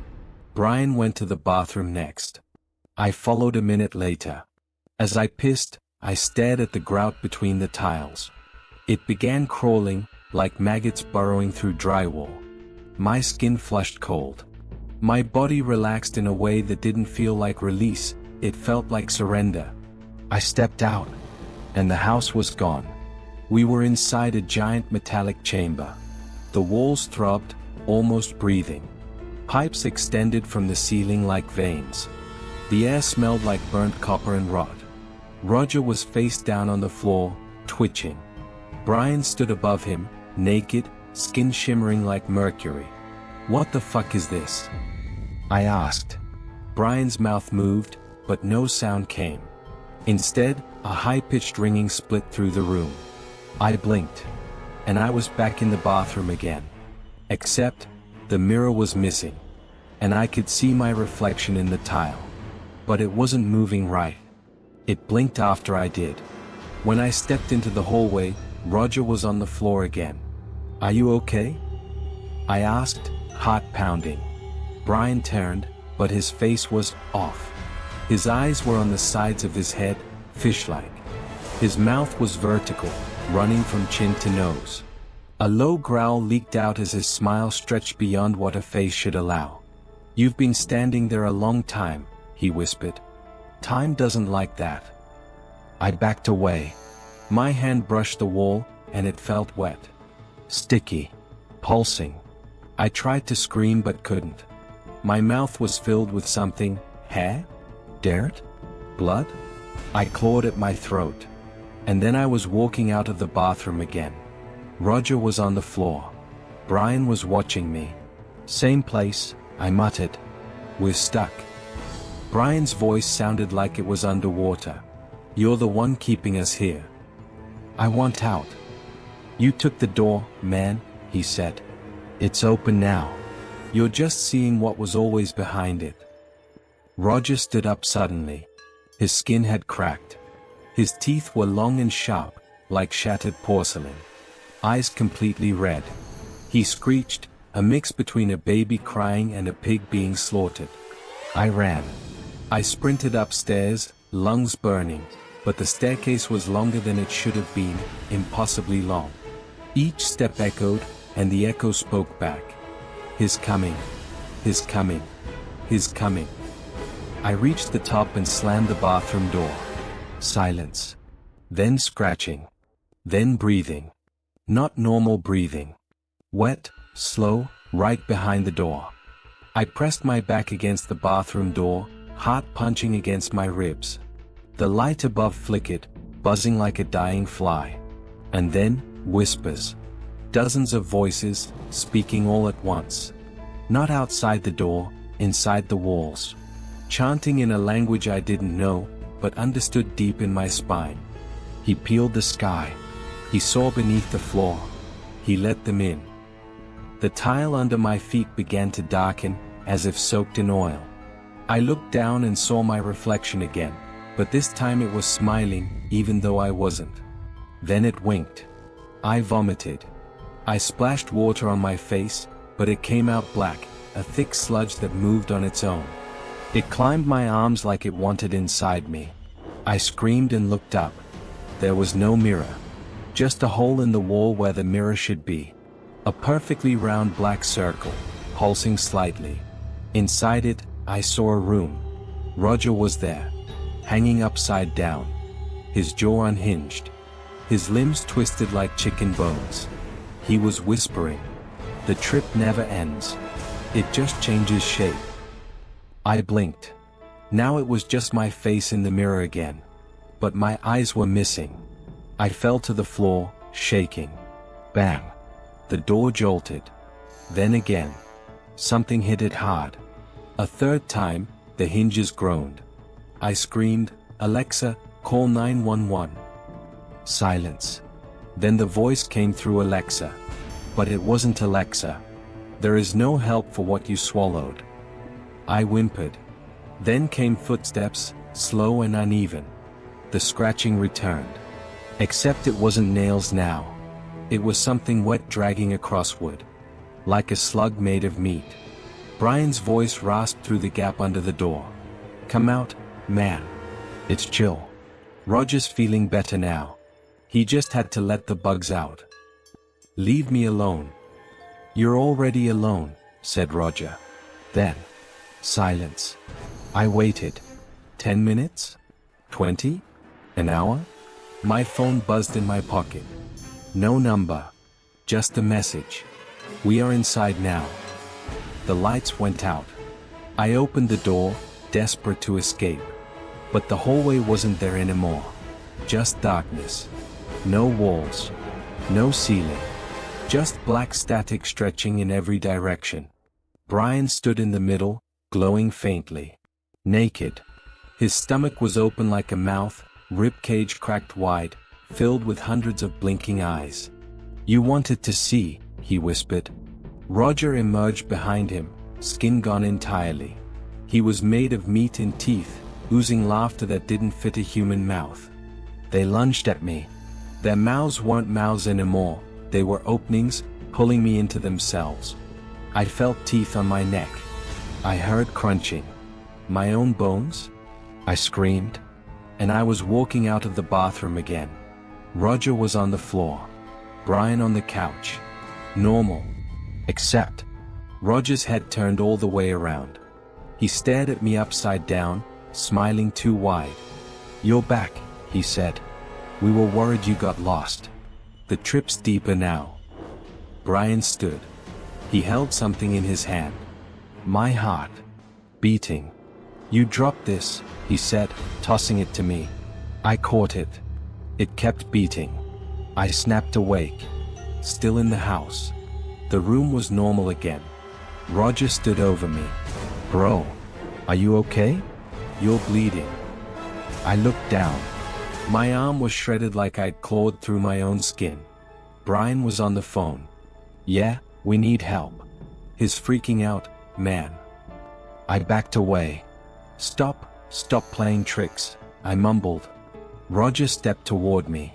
I saw his shadow stretch out behind him, too long, too thin, too fast. I screamed and grabbed the nearest thing, a lamp. I swung. The lamp smashed Roger's face. He collapsed. Blood spilled. Brian screamed. "What the fuck are you doing?" I hit Brian next. His face cracked like ceramic. Everything cracked. The walls, the air, even my own thoughts fractured like glass. I ran upstairs, into the bathroom, slammed the door. "Alexa, call 911. I cried. But Alexa didn't answer. Instead, my reflection in the faucet did. "You killed them in every version of reality. There is no waking up." I don't remember falling asleep. I only remember the feeling of sinking, like my body wasn't resting, it was being dragged down, pulled through layers of wet sand and static. I woke up in the bathtub. No water. Just dirt. Thick, wet soil, the kind you dig up at a burial site. My fingernails were cracked and bleeding, raw from trying to claw out. The walls were covered in symbols, etched deep, as if by fingernails or bone. I couldn't understand them, but every line pulsed like veins. They felt alive. And I knew, somehow, they were about me. I stumbled out of the tub and faced the mirror.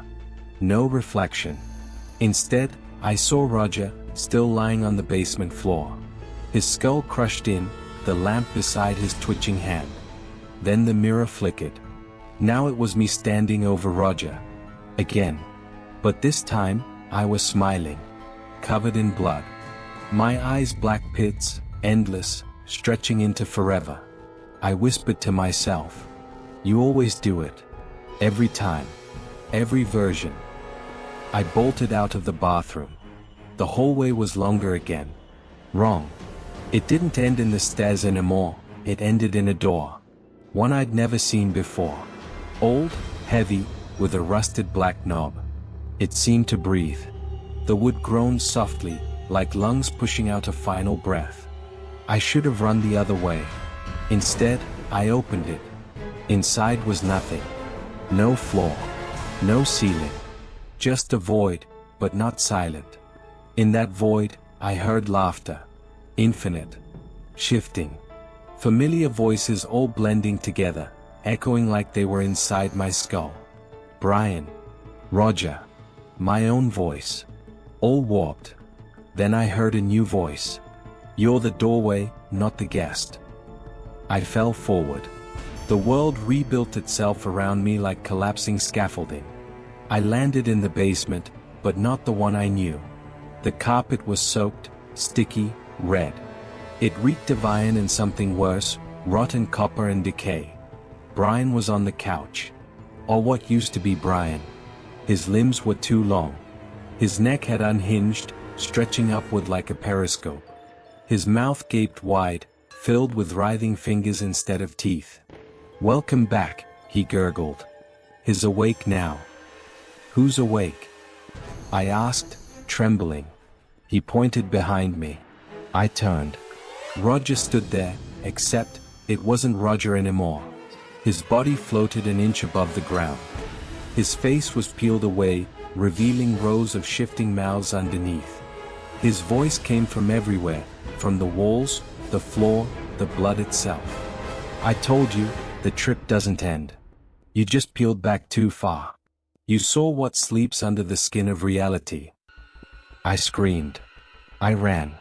But the door was gone. The basement had no exits anymore. I tried to climb the walls. They writhed under my hands, pulsing, gurgling. I saw eyes form beneath the paint, watching me, blinking out of sync. Brian and Roger moved closer. They whispered in unison. "You let it in. You opened the black door." I dropped to the floor and closed my eyes, shaking, crying, trying to wake up.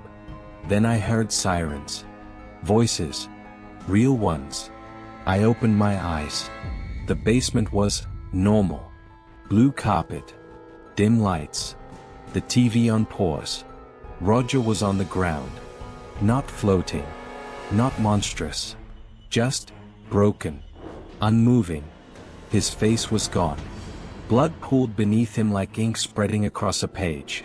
Brian was kneeling beside him, sobbing. "Jesus, man. What did you do? What the fuck did you do?" I backed into the wall. "It's not real," I whispered. "It's still the trip. It has to be." Brian grabbed his phone. "I'm calling the cops. You lost it, man. You fucking lost it." "No," I said, louder. "They're not real. You're not real." He looked at me like I was a stranger. "You're covered in blood." I glanced down. He was right. It was everywhere. On my arms, my clothes, my chest. The lamp. The twitching body. I heard footsteps. Knock at the door. "This is the police. We got a 911 call." Brian ran upstairs, shouting, "Please, help. He attacked my friend." But I didn't move. I stood frozen. Because the walls were bleeding again. Thin trails of red running like tears from every corner of the room. The officers entered. 2 of them. Guns drawn. Shouting orders. I raised my hands. "Please? I didn't mean to. I thought it was the pills. I thought I was dreaming." They stared at me. And then both smiled. Their eyes turned red. Their teeth grew sharp. The officer closest to me said, "You thought calling us would save you?" The other one laughed. "We've been watching since you swallowed the black." They lunged. Their faces split down the center. Each side peeled away like flower petals made of meat, revealing black voids beneath. I screamed as they tore into me. And then, I was back. Sitting on the basement couch. Brian beside me. Roger laughing at something stupid on TV. My hands were clean. No blood. No wounds. No bodies. Just the sound of laughter and a paused movie. Roger turned to me. Smiled. "You alright, man? You zoned out." Brian handed me a glass of water. The 2 black pills rested in his palm. "Still wanna try 'em?" I stared at the pills. They glistened like oil in Brian's hand, catching the light in a way that made them look alive. For a moment, I truly didn't know if I had taken them yet. Hadn't we already done this? Hadn't I watched Roger die? Hadn't I killed him? Still wanna try him? Brian asked again, his voice exactly the same as it had been the first time. Same grin. Same room. Same everything. Except now I saw it. The tiny cracks in reality. A shimmer in the corner where the shadows didn't align with the furniture. The TV screen showed a paused image, but behind the glass, something shifted, too fast to be human. Like a shape trying not to be seen. I didn't answer him. I couldn't. Because I felt it now. That the trip had never ended. That I'd never stopped walking out of the bathroom. Every version of reality I'd lived through, each reset, each death, each scream, was just a different angle of the same nightmare. There was no ground anymore. No floor to stand on. Just layers. Peeling. Stretching. Tearing. Roger lit a joint and tossed it to me like nothing had happened. "Man, I'm telling you," he said, "this weekend's gonna be legendary." I stared at his face. Intact. Normal. Human. But when he turned away, I saw it again, his shadow twitched. It moved a second later than his body. Out of sync. It had horns. Brian handed me the pills. "Don't be a bitch." And for some reason, I took them. Again. The swallow was instant. The regret was eternal. This time, I didn't pass through the stages of euphoria. There was no laughter. No nostalgia. Just a straight descent. The couch turned to flesh beneath me. It breathed. The walls melted into teeth. The ceiling opened like a lid, revealing a black sky full of watching faces, each one my own, twisting, laughing, crying, whispering. "You let it out. You let us in." Brian and Roger stood up, but their arms were too long now. Their fingers touched the floor. Their faces melted off like wax, revealing thousands of tiny black doors where their eyes should have been. They screamed, not with mouths, but with the space around them. Reality itself shrieked.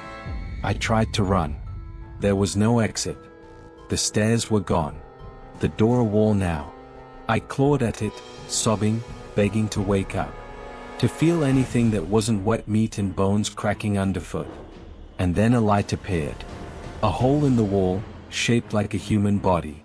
And it fit me. As if the world had carved out my silhouette. The voice returned, ancient and close. Step through. You belong here now. So I did. And I kept falling. Through versions of myself. Through memories I never lived. Through deaths I never died. I drowned in my own bathtub. I was eaten by Brian. I stabbed Roger in a mirror maze made of my own teeth. I sat in a padded room, scribbling black circles onto the floor with blooded fingers. Each version ended the same way. Me walking out of the bathroom. Roger on the floor. Brian on the couch. Still wanna try him? Eventually, I stopped resisting. I stopped crying. I stopped caring. Because something inside me broke. Something that understood what mattered, who I was, what was real, what could be saved. Gone. All I had left was the loop. I'm in a room now. Sterile. White. Padded. They call me James, but I don't think that's my name. They say I attacked my friends after a drug-induced psychotic break. Killed one. Maimed the other. They say I screamed for hours about teeth in the walls and mirrors that breathe. But when they show me pictures of Roger, it's not him. It's never him. They tell me he died. But sometimes, I hear him whisper from the air vent. It's okay, bro feels like marshmallows. Sometimes I see Brian in the mirror, even though he's in prison. Sometimes the pills are back in my hand. Sometimes I wake up in the basement again.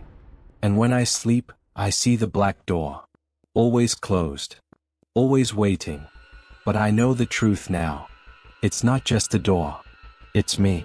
I opened it. I was always the door. So if you're reading this, if someone hands you a pill with no name, if your friend says the trip only lasted 10 minutes, if the floor starts to feel like it's watching you, don't take it. Don't look at the mirror. Don't answer the voice. Because once the black door opens, it never closes.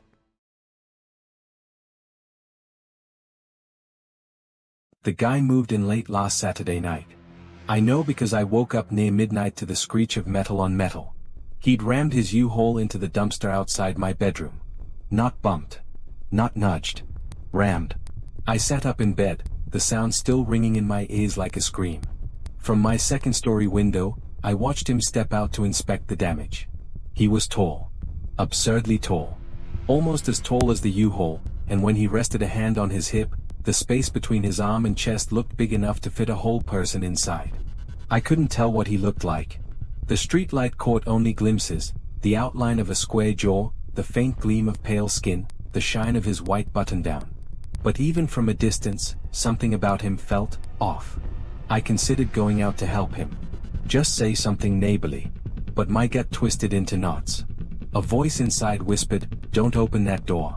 I went back to bed, telling myself he'd probably appreciate me pretending I hadn't seen anything. But there was a knock at my door early the next morning. You can't imagine the jolt in my chest when I looked through the peephole and saw the same man, or at least the same shirt. From my angle, I could only see him from the chest down. Broad, unmoving, still in that starched white button-down. He was just standing there at 6 a.m. on a Sunday, silent. Did he see me watching him last night? Was he mad I didn't help? I almost didn't answer. But a part of me, the polite, socially anxious, people-pleasing part, told me I'd have to face him eventually. I took a breath, readied an apology, and opened the door. He stepped back, grinning wide. No teeth. Just gums. Blackened lips curled back in a smile too big for his face. His skin was an ashen gray, like someone dipped him in wet cement. His eyes didn't move. Didn't blink. "Let's hang out," he said, in a high-pitched, sing-song tone. No emotion, just the words. Like a glitchy cartoon from an old VHS tape. Friendly. Excited. Rehearsed. As a 6-foot-tall man, I had to crane my neck to meet his eyes. And when I did, something washed over me. It was warmth. Nostalgia. I was back in my childhood home, the smell of cookies baking in the kitchen, sunlight through the windows, my mother humming. I wanted to say yes. I fought it. I knew I didn't know this guy. I knew. But part of me did. Or wanted to. I stood there, teetering in and out of the doorway, fighting this invisible tether pulling me toward him. Not right now, Mikey, I said. I blinked. Did I just call him Mikey? I hesitated, then shut the door. Locked it. Deadbolt, chain, all of it. Back in bed, my heart pounding, I whispered to myself, how the hell did I know his name? But like a dream, the certainty faded. Maybe I'd made it up. Just blurted the name out. I told myself it didn't matter. I just needed sleep. I woke up hours later, sunlight leaking through the blinds, and for a few minutes, everything felt normal. I lay there staring at the ceiling, vaguely remembering something strange, but my brain hadn't pieced it all together yet. Then I remembered the door. The knock. The name. Mikey. The moment I thought it, my stomach turned. I tried to shake it off. Played video games, rewatched a season of Friends, scrolled through garbage on my phone. But the unease didn't lift. It clung to me like wet clothes. I chalked it up to Sunday dread. I've always hated Sundays. That slow, quiet tension, like something's creeping up behind you and you can't turn fast enough to see it. Maybe I just hate my job more than most people. At 5:30 a.m. Monday morning, another knock. I froze. No one knocks at 5:30. Not unless something's wrong. I held my breath. Waited. But it came again, louder this time. Reluctantly, I opened the door. He was standing there, both hands out, palms up like he was offering some sacred gift. On them sat the most beautiful pastry I'd ever seen. Light and golden, fluffy like a cloud, glazed with chocolate, peanut butter, and caramel. It practically shimmered in the porch light. I didn't even think. I reached for it. The moment I touched it, memories flooded me. I was in a warm kitchen, seated at a wooden table. Mikey, taller, younger, smiling, stood at the counter frosting a perfect cupcake. He brought it to me like a birthday gift. I took a bite and nearly cried. He was my best friend. I'd known him forever. He was safety. He was home. And I loved him. But something twisted under the memories. A tight, sharp fear. Like eyes were watching me from every angle. Like I was being studied. Let's hang out. Mikey said, reaching for me. His voice snapped me back. Too bright. Too cheerful. Too wrong. I stumbled backward and slammed the door shut. Breathing hard, I looked down at the pastry still in my hands. Except now, it was just bread. Two mismatched slices slathered with crude chunks of peanut butter and jelly. Not even a sandwich. Slabs of jelly smeared on the outside, dripping onto my wrist. Like it was made by someone who didn't understand how food works. I dropped it. At work, I couldn't focus. The algebra textbook I was editing might as well have been written in a different language. My head kept looping back to Mikey. To that strange, too sweet memory. A memory that didn't belong to me. Because I knew I'd never met him before. But I remembered him. I remembered sleepovers, road trips, Christmas mornings, kisses.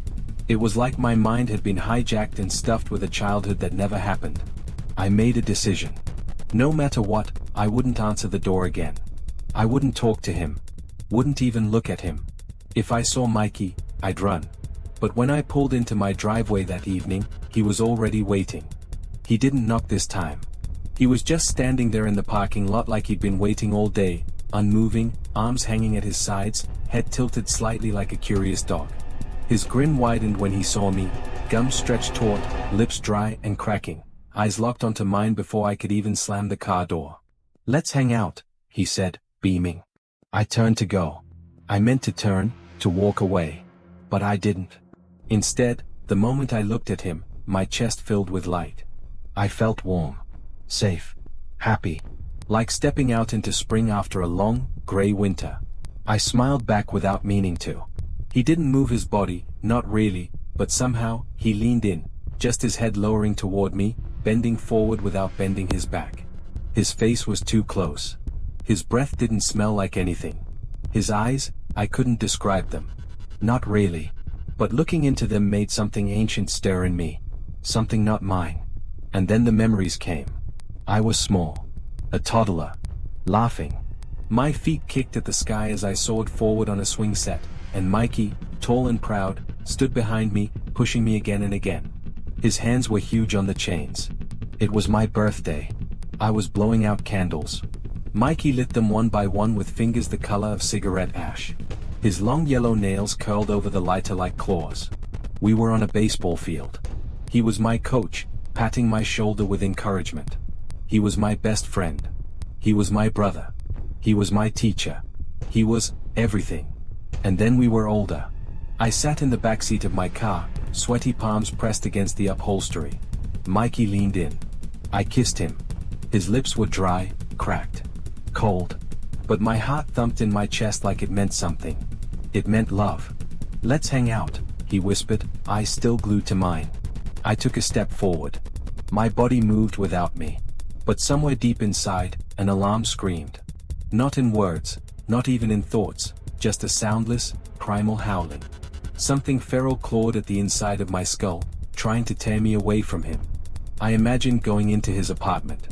I imagined sitting on his couch, laughing, hugging, falling into those fake memories like they were real.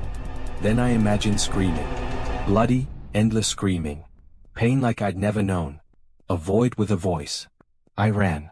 Something in me broke loose. I turned and sprinted. I didn't look back. I slammed into my apartment and locked the door behind me. My breath came in gasps. I heard nothing outside. No knock. No footsteps. Just silence. Then it came, a knock. Soft. Precise. I grabbed my phone with shaking fingers and dialed 911. I told them there was a man who kept knocking. That he wouldn't leave. That I was scared. They said they'd send someone. I sat by the door and waited. Every second dragged like an hour. Then came the cruiser's headlights. I saw them through my window. And when I peeked through the peephole, Mikey was still there. Waiting. I didn't move from the door. I crouched there, one eye pressed to the peephole, just watching him. He didn't knock again. Just stood there. Smiling. Still. Silent. Familiar. The cruiser rolled up slow. The lights clicked off. One door opened, and the officer stepped out, casual as anything. He didn't look tense. Didn't have his hand on his holster. He wasn't scanning the area like someone who'd been told a neighbor was being harassed. He just strolled up like he was meeting an old friend. "Tommy," the officer said, voice bright. "What's going on, man? Long time no see." My heart dropped into my stomach. "Let's hang out," Mikey said. The officer smiled. "Of course, man. I really can't thank you enough for last time." I blinked hard. Last time? Through the peephole, I watched them walk away together like they were brothers, like they'd known each other forever. Mikey's impossibly long arm draped around the cop's shoulder like they were teenagers heading into a party. They disappeared into his apartment. The door closed. Then the screaming started. I backed away from the door and covered my ears, but it didn't help. The sound was wet. Not just loud, but alive, like something was being torn and devoured and sucked dry while it screamed its last breath. It echoed through the vents, through the walls, through my bones. Then, silence. I didn't sleep. I just lay on the floor, staring at the ceiling, praying for the sun. In the morning, 2 new officers showed up. I told them the truth, or part of it. That someone was harassing me. That a guy kept knocking and wouldn't go away. That I hadn't seen the officer again. They knocked on every door, even Mikey's. I didn't hear screams this time. Just laughter. Happy, relieved laughter. The kind you only hear at airport reunions and surprise parties. Like someone had found something they'd lost for years. Like coming home. I haven't left my apartment since. It's been a week. I got fired. The food's almost gone. I keep the lights on all day and night. I moved the couch in front of the door. I haven't opened the blinds. I know I'll have to go outside eventually. But what if he's there? What if he says it again? Right now, I know he's dangerous. I know none of the memories are real. I know he's something else. Not human, not alive, not anything that belongs here. But what happens when I see him? Will I remember? Will I feel safe? Will I smile? Will I follow him in? Or what? Will I already have? Because some nights I wake up with crumbs in my bed. Bits of peanut butter on my fingers. A taste in my mouth like burnt sugar and rotting fruit. And sometimes, I think I can remember swinging. And laughing. And kissing him back.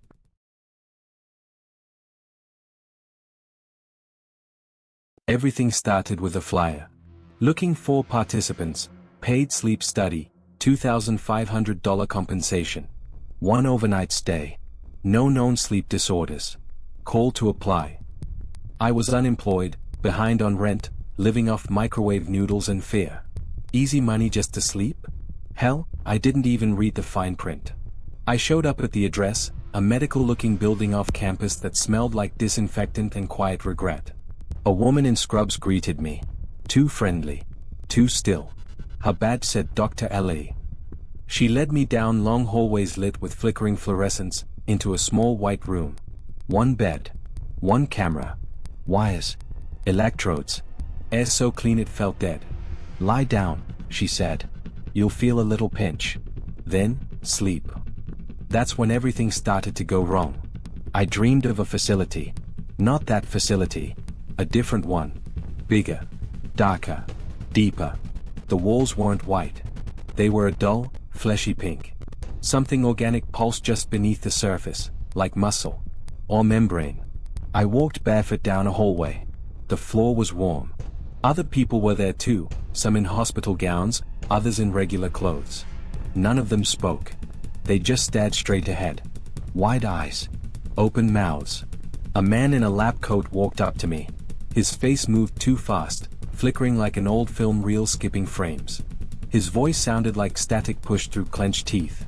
Welcome to level 1. I woke up. Or at least, I thought I did. The room looked the same. Same bed, same camera. But Dr. Ellie was different. Her smile was wrong. Too wide. Like her skin had been stitched into place by someone who didn't quite understand how faces were supposed to work. Did you sleep well? She asked, tilting her head far too much. The angle was unnatural. I'm done. I want to leave. I shot upright. She blinked once. Then again. But this time, the eyelids moved sideways. You're not finished yet, she said. Every time I woke up, I was in another layer. Each room felt a little less real than the last. The ceiling rippled like water.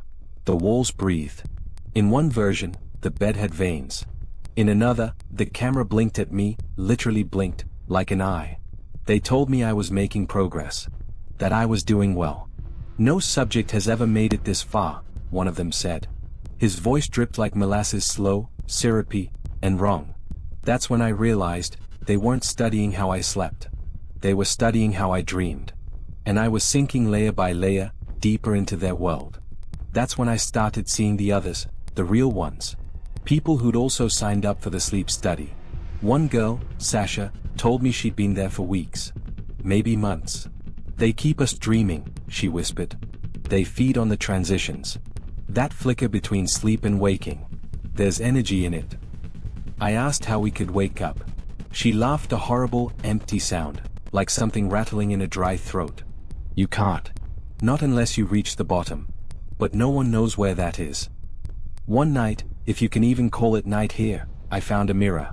It was cracked. Blurry. But I saw my reflection. My skin was turning gray. My eyes sunken. Something was moving under the surface of my neck, twitching, like a worm squirming just beneath the flesh. I screamed. The mirror rippled, then showed me another version of myself. Smiling. Clean. Perfect. Behind her were the dream researchers. Their faces stretched like melting wax. Mouths open in silent howls. I shattered the mirror. It bled. That's when I started fighting back. Refusing to sleep inside the dream. Walking, endlessly, just to avoid the transitions. They punished me. One level down, they took time away. No day. No night. Just a dull gray light pressing into my skull like a migraine that never ended. In another layer, I heard voices. My mother. My first girlfriend. My own voice. All whispering behind the walls. They knew my memories. They knew my fears. And they used them. That level broke me. I collapsed on the floor, sobbing. Whispered. Please? I just want to wake up. That's when it happened. The chief investigator. He didn't wear a lab coat. He wore my face. But not exactly, just enough to feel wrong. The teeth were too long. The smile never moved. The eyes were glassy, blank, no pupils at all. You're doing well, he said, in my voice. You're getting close to level 0. What's level 0? I croaked. Wake up, he said. If you survive. Then he touched my forehead. I screamed. I fell. Crashing through layers, like ice cracking beneath my feet. Flashes of rooms. Colors. Memories. My 5th birthday. My grandfather's funeral. My first kiss. All of it peeling away, layer by layer, as if I was being stripped down to a raw, dreaming core. And then, silence. Darkness. One word burned into my vision like static etched on a dead TV screen. Level 0. I opened my eyes. I was back. Back in the original unit. Bright lights. The real Dr. L.A. My clothes neatly folded. A clipboard next to the bed. You've been under for 7 hours, she said, smiling gently. How do you feel? I broke down in tears. Relief flooded through me like rain after a long, cracking drought. I grabbed her wrist.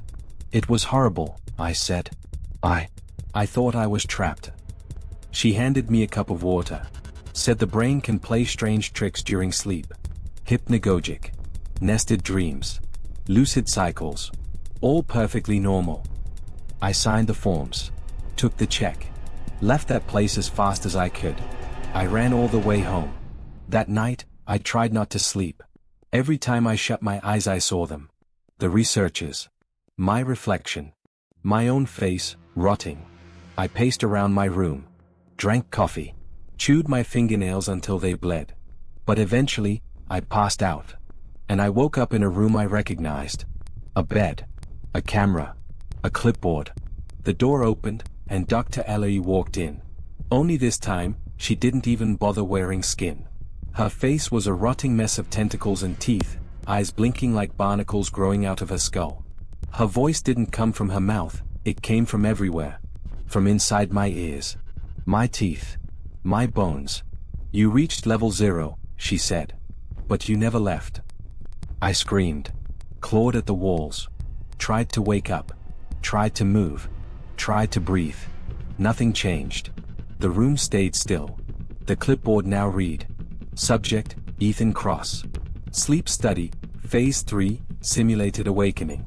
Response, highly compliant. Status, core integrity breached. Extraction, denied. Retention, indefinite. I wasn't dreaming anymore. This was real. A reality they built. A prison made of belief. And the worst part? Every time I think I've woken up, there's another clipboard. Just now, someone knocked at my apartment door. I answered. A man was standing there, breathless, holding a crumpled flyer. Hey, he said. Did you do that sleep study thing? His hands were shaking. I can't wake up. I smiled, my mouth opening wider than it should. Come in, I said. Let me tell you how it starts.